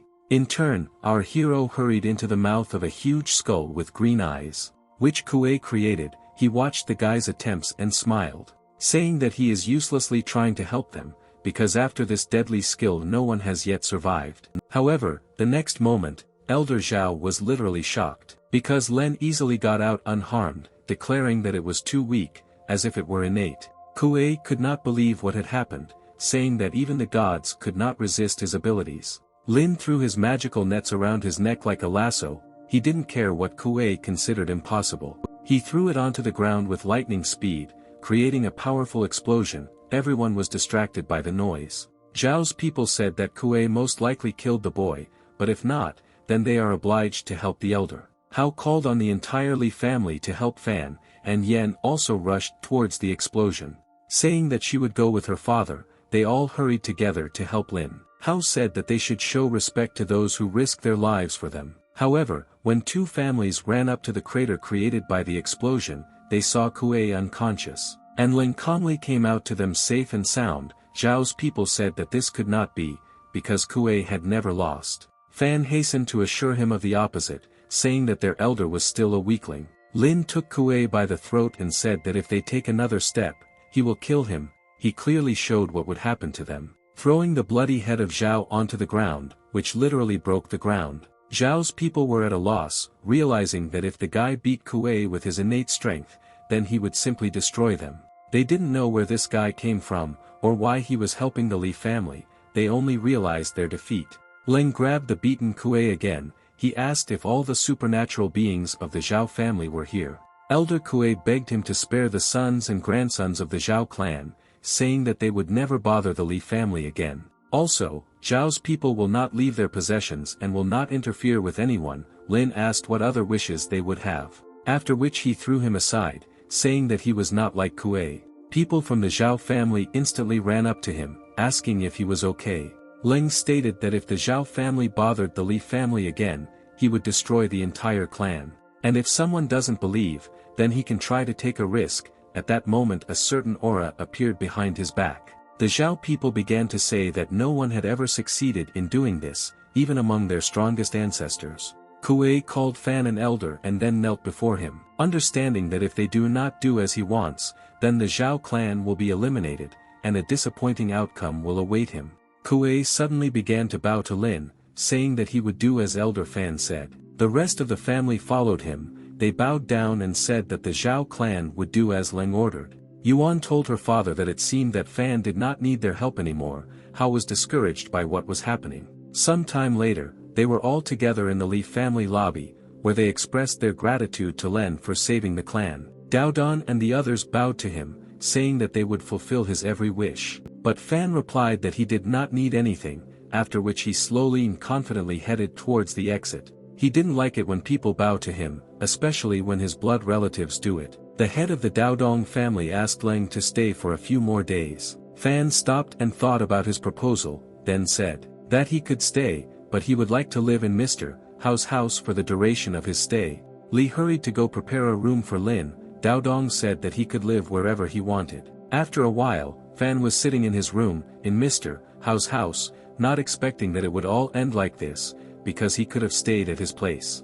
At that moment, Yuan came to him and asked if she could come in to see him. She came closer and sat next to him, realizing that she couldn't even look him in the eye. There was silence, and after a short awkward pause, Lin asked how he could help her. Yen began to say something incomprehensible to him about how she was told about him. Lin interrupted her, asking who said what to her. She looked at him. Yuan asked if it was true that the reason he helped her family was because of her. Fan was silent for several seconds, then said that it was true, and at the same time not. Yen asked how to understand it, and what it all meant. She looked at him. Lin lay down on the bed and said that he liked her and her family, which is why he helped them. Yuan assumed it was because he was invited to dinner then, realizing how often she thinks about this guy. Yen felt sympathy for him, but rather not as a guy, as if she was communicating with her resurrected brother. Lin lay silently on the bed, as if he was thinking about something at that moment. Yuan thought she was crazy, because in fact, her brother had left a long time ago. Fan, in turn, asked if she wanted to sleep in this room. She replied that she felt comfortable here and would like to stay for a while. Len said that there were no problems, but if she fell asleep and snored, he would throw her out. She was indignant. Yen admitted that Dad asked to find out something from him. Fan asked what exactly they were talking about. She asked why he didn't exterminate the Zhao clan, because he could have easily done it. Lin looked at her, thinking that all people are really the same. He replied that extermination was the cause of the Holocaust and he could not stand it. If he destroyed the Zhao clan, then what difference would there be between them, because then the Wang clan appeared and they could not defeat them. Yen agreed with him, saying that even in the Zhao family there were innocent people who did not deserve to die. Lin kindly asked her to leave if she was done with the questions, since he doesn't like it when people snore. Yuan literally went crazy, telling him that she never snores. Qin and Hao were discussing in another room that Yen was not suitable for Leng, and her instincts were right on this score. Hao said that if it weren't for the elder's order, he would not have exposed his daughter to such danger, because Zhao could return at any time. At this time, Yuan came in. She told her what Fang told her, even if the Zhao family were eliminated, they would still return. And if their Li family does not become stronger, then there is no point in constantly relying on someone, Hao thought. After which he said that she was right. He lived most of his life, but he was not as good as his children. Qin sat down next to Hao and said that it was better to attract little Fan, at least the Li family would remain safe and sound. Meanwhile, quite a few cars drove under Mount Li. People began to heatedly discuss what had happened, saying that it was all that guy. They agreed that they would wait for Fan to lure him to their side, since he was superior even to innate talent. The next morning, Yuan woke up and called out to Leng, saying it was time to go have breakfast. However, the door was open and no one was around. She began to look around the house. But she didn't find anyone anywhere. Yen didn't understand what was happening. At this time, in the waiting room of Jinling Airport, where Fan was, he thought that he could not have imagined how many people would be waiting for him while he was leaving the Li family. They offered to work for them, offering him fabulous money, giving him their business cards. He wondered when he managed to become so famous. At that moment Lin discovered a woman next to him. She asked him how her makeup looked today on her. Fan replied that it was not bad, asking why she painted her lips with such a bright red lipstick color. This disappointed her, but at the same time attracted her attention. She asked if he knew who she was. The girl took off her glasses. Len called her a fortune teller. His teacher told him that only fortune tellers wear sunglasses indoors. This made her even angrier, but she understood that unusual people have such a character, and she must endure it. Jing Chen smiled at him and noticed that he was quite funny. At that moment, the man sitting next to him called out to the girl, wondering if she was addressing him. Jing didn't understand where the guy had gone, and suddenly this man appeared. Meanwhile, Lin was already flying in economy class on the plane, and was looking out the window. The flight attendant approached Fan and informed him that his class had been upgraded to first class absolutely free of charge, and asked him to follow her. The sudden update confused Lin. He realized that it was not just like that. Having moved to first grade, he unexpectedly met the same girl from the airport. She said that it was apparently fate. Our hero answered sharply that he was more used to flying economy class, and headed for the exit. The flight attendant stopped him, saying that if he left, she would be deprived of a month's salary. The girl, in turn, introduced herself as a shareholder and general director of this airline, named Jing Chen. Adding that all the personnel on the plane were her subordinates, Lin asked for an increase in the salary of this poor flight attendant. Jing agreed, saying that there would be no problems with this. She looked at Fan mysteriously. Len asked what she wanted. Chen took a step towards him. He stepped back. Jing smiled and said that no one was forcing him to do this. Fang looked at her in disbelief and asked what her purpose was then. She rushed towards him again. Lin stepped aside. Chen paused. After which, she said that she would allow him to marry her. Fan was shocked by this information. Jing reached out to him with her hand, but he, in turn, did not reciprocate. Removing his hand, he said that he was a monk. Chen was discouraged by this fact. Jing accused him of lying, saying that he had too much hair for a monk. Lin decided to clarify that he is more of a Taoist priest than a monk. She enragedly declared that she did not care who he was, ordering him to marry her. Fan continued to say that he was an immortal Taoist priest, and when Lin achieves enlightenment, he will ascend and she will have to become a widow, because the heavenly kingdom is a new dimension, where there is no connection, nothing from the human world. She was extremely surprised that he wanted to reject her in any way. Even while talking complete nonsense, Lin fought back. She had to resort to the only convincing method. Jing suddenly kissed him. Fan did not expect such a turn of events. Captain Kai-jun approached them and turned to Chen with awkwardness in his eyes. He was furious with what he saw, because he had been chasing her for so long, and she didn't even pay attention. Jing told Lin how lucky he was that such a woman looked at him. Fan asked why she still put lipstick on her lips. Chen decided to remain silent. At this moment, they were interrupted by Captain Jun, who noticed that they were in a fairly good mood. Jean ordered him to immediately leave from here to her cabin, adding that if he appeared again, she would deduct from his salary. Tsai, in turn, accused her of indifference towards himself, because he had been running after her for 3 years, and she was hanging out with just anyone. Pointing his finger at Fan, he asked why he was better than him, adding that he was 100 times more talented and handsome than him. Chen stated that he could not compare with Lin, and she also deprived him of his semi-annual bonus. Len, in turn, thought that this woman was quite different from the others. Captain Jun, angry, said that he was resigning, but before that he would kill her. Tsai swung at her. At that moment, Fan grabbed his hand and said that he should stop, because he was the one who started it. Jing was pleasantly surprised that Lin decided to stand up for her. The angry Tsai demanded that he be released and never be touched again. But Leng ignored and continued to hold. Jun repeated his demand. Fan stated that he would not let him go until he asked the girl for forgiveness. Chen, in turn, deliberately pretended to be a victim, saying that he scared her. Tsai took out a gun and put it to Lin's head, saying that it would fire in 3 seconds if he did not let go. Jean asked him not to do anything stupid, asking where he got the gun. The captain said that he would kill this guy, and then finish with her, and in fact he prepared all this, knowing what flight she would be on. Chen tried her best to calm him down, saying that they could calmly discuss everything. She noticed that Len was not afraid at all, because no matter how strong people were, no one could withstand a bullet. A second later, Captain Jun pulled the trigger and shot Lin in the head. However, Fan easily caught the bullet with his hand, after which he threw it away and said that such toys would not scare him. Tsai screamed, not understanding how this was possible. He could not believe his eyes. Lin said that he would have to believe it, then broke the gun with his hand. Jun was literally at a loss and did not know how to act in such a situation. Leng struck him with a blow, causing Tsai to fly to the side. Jean said that she was dismissing Jun, and the co-pilot would temporarily serve as captain. Tsai said that in this case he had one little surprise for her. He ran towards the cockpit, saying that they would die with him on this plane. Chen ordered him to stop,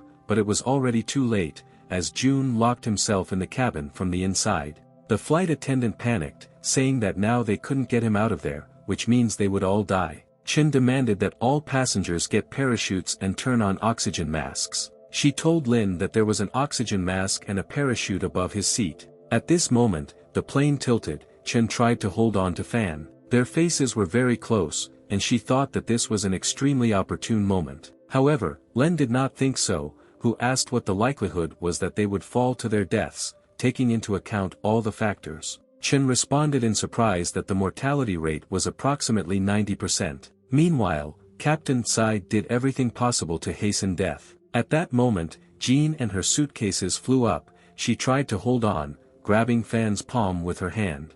Lin said that he would share something with her, and she would go to economy class to help those in need. It was as if he had transferred a piece of energy to her. She asked what it was. Len replied. There was no time to explain and hurried her. After which he headed to Tsai's cabin. Chen understood that now even explosives would not open this door. But our hero easily managed to snatch it. Jean was at a loss. Fan turned around and told her to rush to help people so that she wouldn't have to live with guilt later. Chen, who did not understand anything, replied that she was already leaving. She did not understand where such strength came from in him.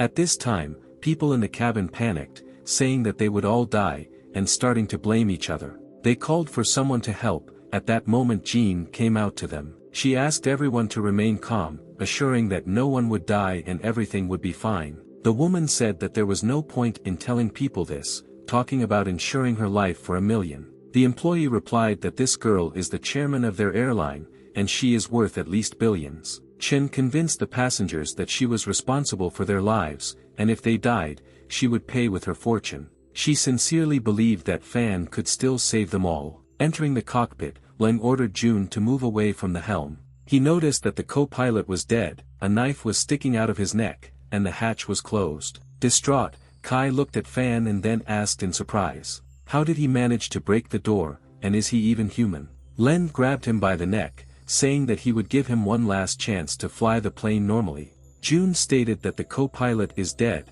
so only he is able to land the plane, and if Fan bows to him, then he will think about saving everyone. Lin threw him aside. Sai did not agree to sit at the helm to control the plane. Fan replied that in this case he would have to wait until karma befalls him, after which he tied June up. He, in turn, stated that Len would not be able to fly the plane, for this he would need to study and practice for several years. Lin sat at the helm, looking at all the instruments and many buttons. He realized that it would not be so easy. Sai continued to shout, saying that he could only watch as a full salon of people would soon die. He called Fan a loser. Our hero nevertheless decided to concentrate on management, believing that he would succeed. Passengers in the cabin continued to panic. Seeing a building in front of the plane, they thought they would crash into it. Shouting that they didn't want to die, Chen mentally urged Lin to finish quickly and save everyone. People on the street saw the plane. They could not understand how it could end up here. Len took the helm, assuming that the pilots controlled the plane,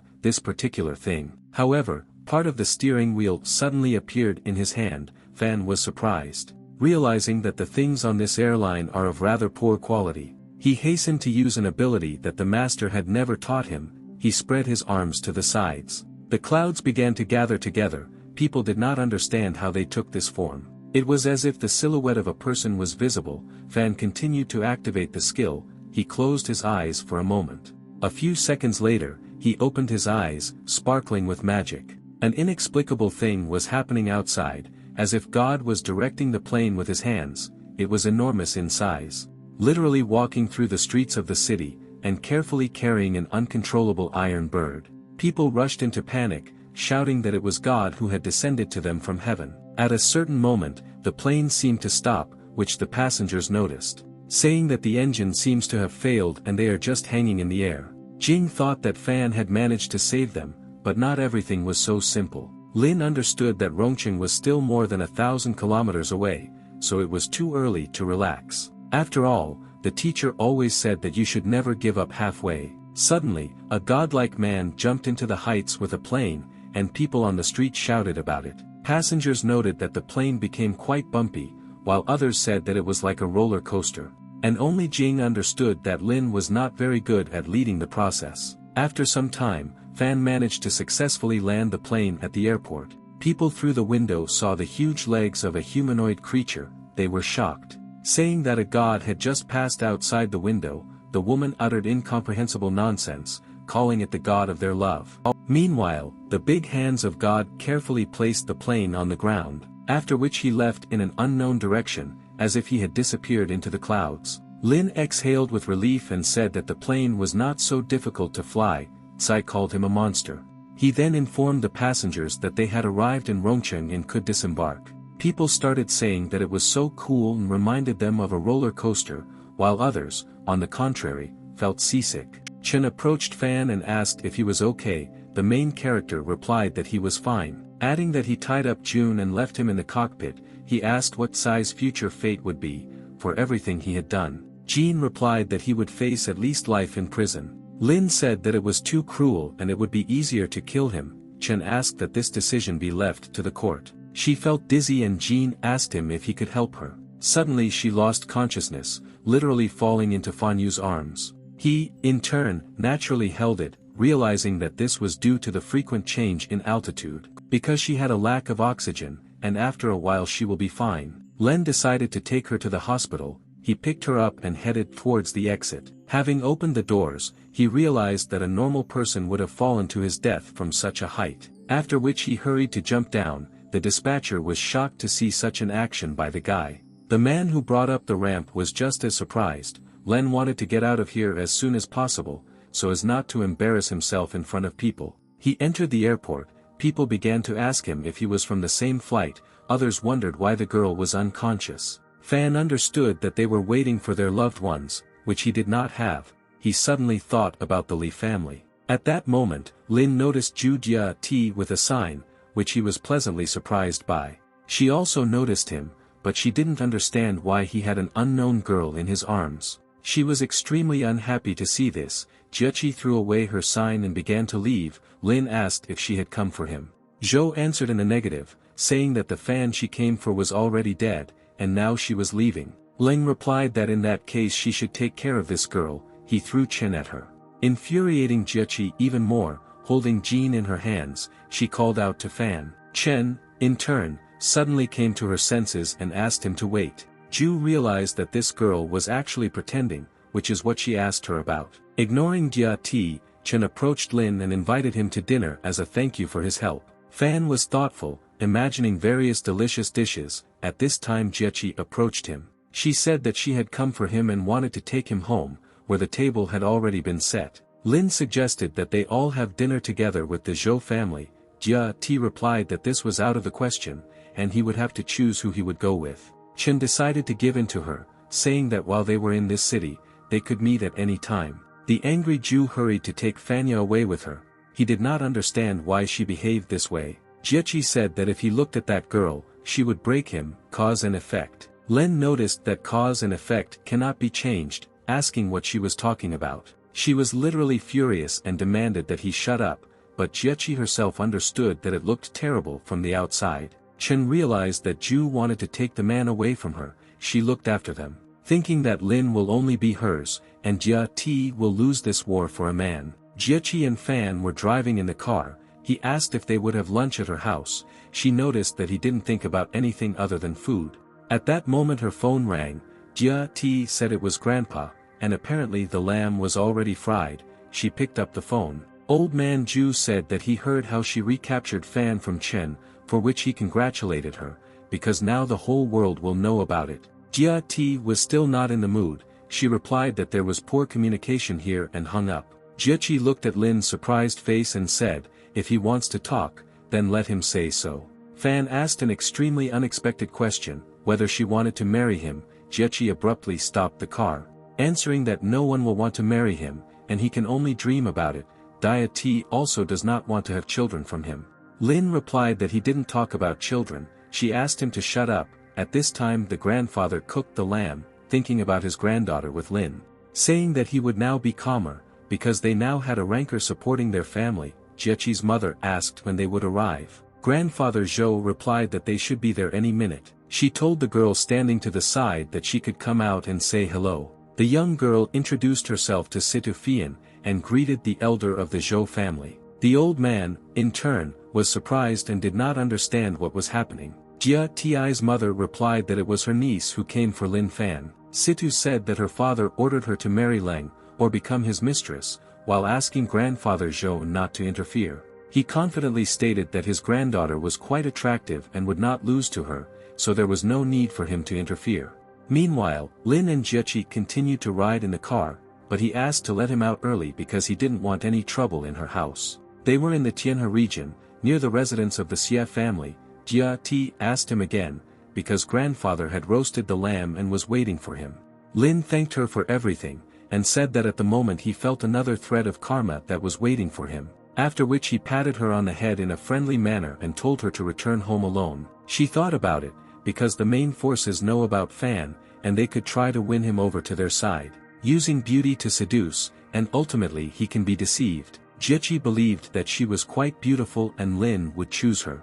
But if you look at it objectively, then no one will like a homeless person like Fan. Meanwhile, Lin walked into the Xie family's house, thinking that no one was there. How at that moment his grandfather came running to him, who was sincerely glad to see the immortal baby. Lin asked if grandfather was alone in the apartment. He replied that the others had left, noticing how famous Fan had become after the battle with Zhao. Adding that all the families now wanted to lure him away, Fan realized that he needed to be more careful. Grandfather's karmic threads have increased tenfold, and if he suddenly dies because of them, Lin will do something terrible. He asked old man Xie if he knew of any good hiding place. Grandfather did not understand why he decided to hide at such a time, because he literally caused a hurricane with his actions. Len replied that he did not want to be famous, saying that he only wanted to balance his karma. The old man said that he would take him to Xie's residence for a couple of days. Fan understood that his cause and effect were changing. After some time in the family house of the Xie family, grandfather said that it was built by his great-grandfather, but they rarely come here. Fan had a strange feeling, because there was an aura of some powerful person there. Lin asked if there was anyone in the house. Grandfather replied that there was only the cleaner Chin, who had been working for a long time. They entered the territory. Len thought that it was quite spacious, thanks to the family's ancestors. Old man Xia asked Fan to do him one favor. He ran up to him. He said that his family does not have superpowers, and sooner or later they will be destroyed. When he was young he did not think about it. But now, he doesn't want to give away his business, which Xia spent years building, to someone else. The old man asked the baby to bestow his family with these superpowers. Lin asked if he knew the cost of forming a family of cultivators. After all, the conflict between the Li and Zhao families consisted of a supernatural battle, and stepping on this path, they risk losing not only their business, but also their entire family, because they will constantly fight with other families. Fan asked if he wanted to give his descendants such a life. Grandfather Xia thought about it. Lin headed into the house, inviting him to think carefully and draw conclusions. Fan thought that the one who possesses this aura, and is also superior in strength to the representative of Zhao, is Old Man Qin.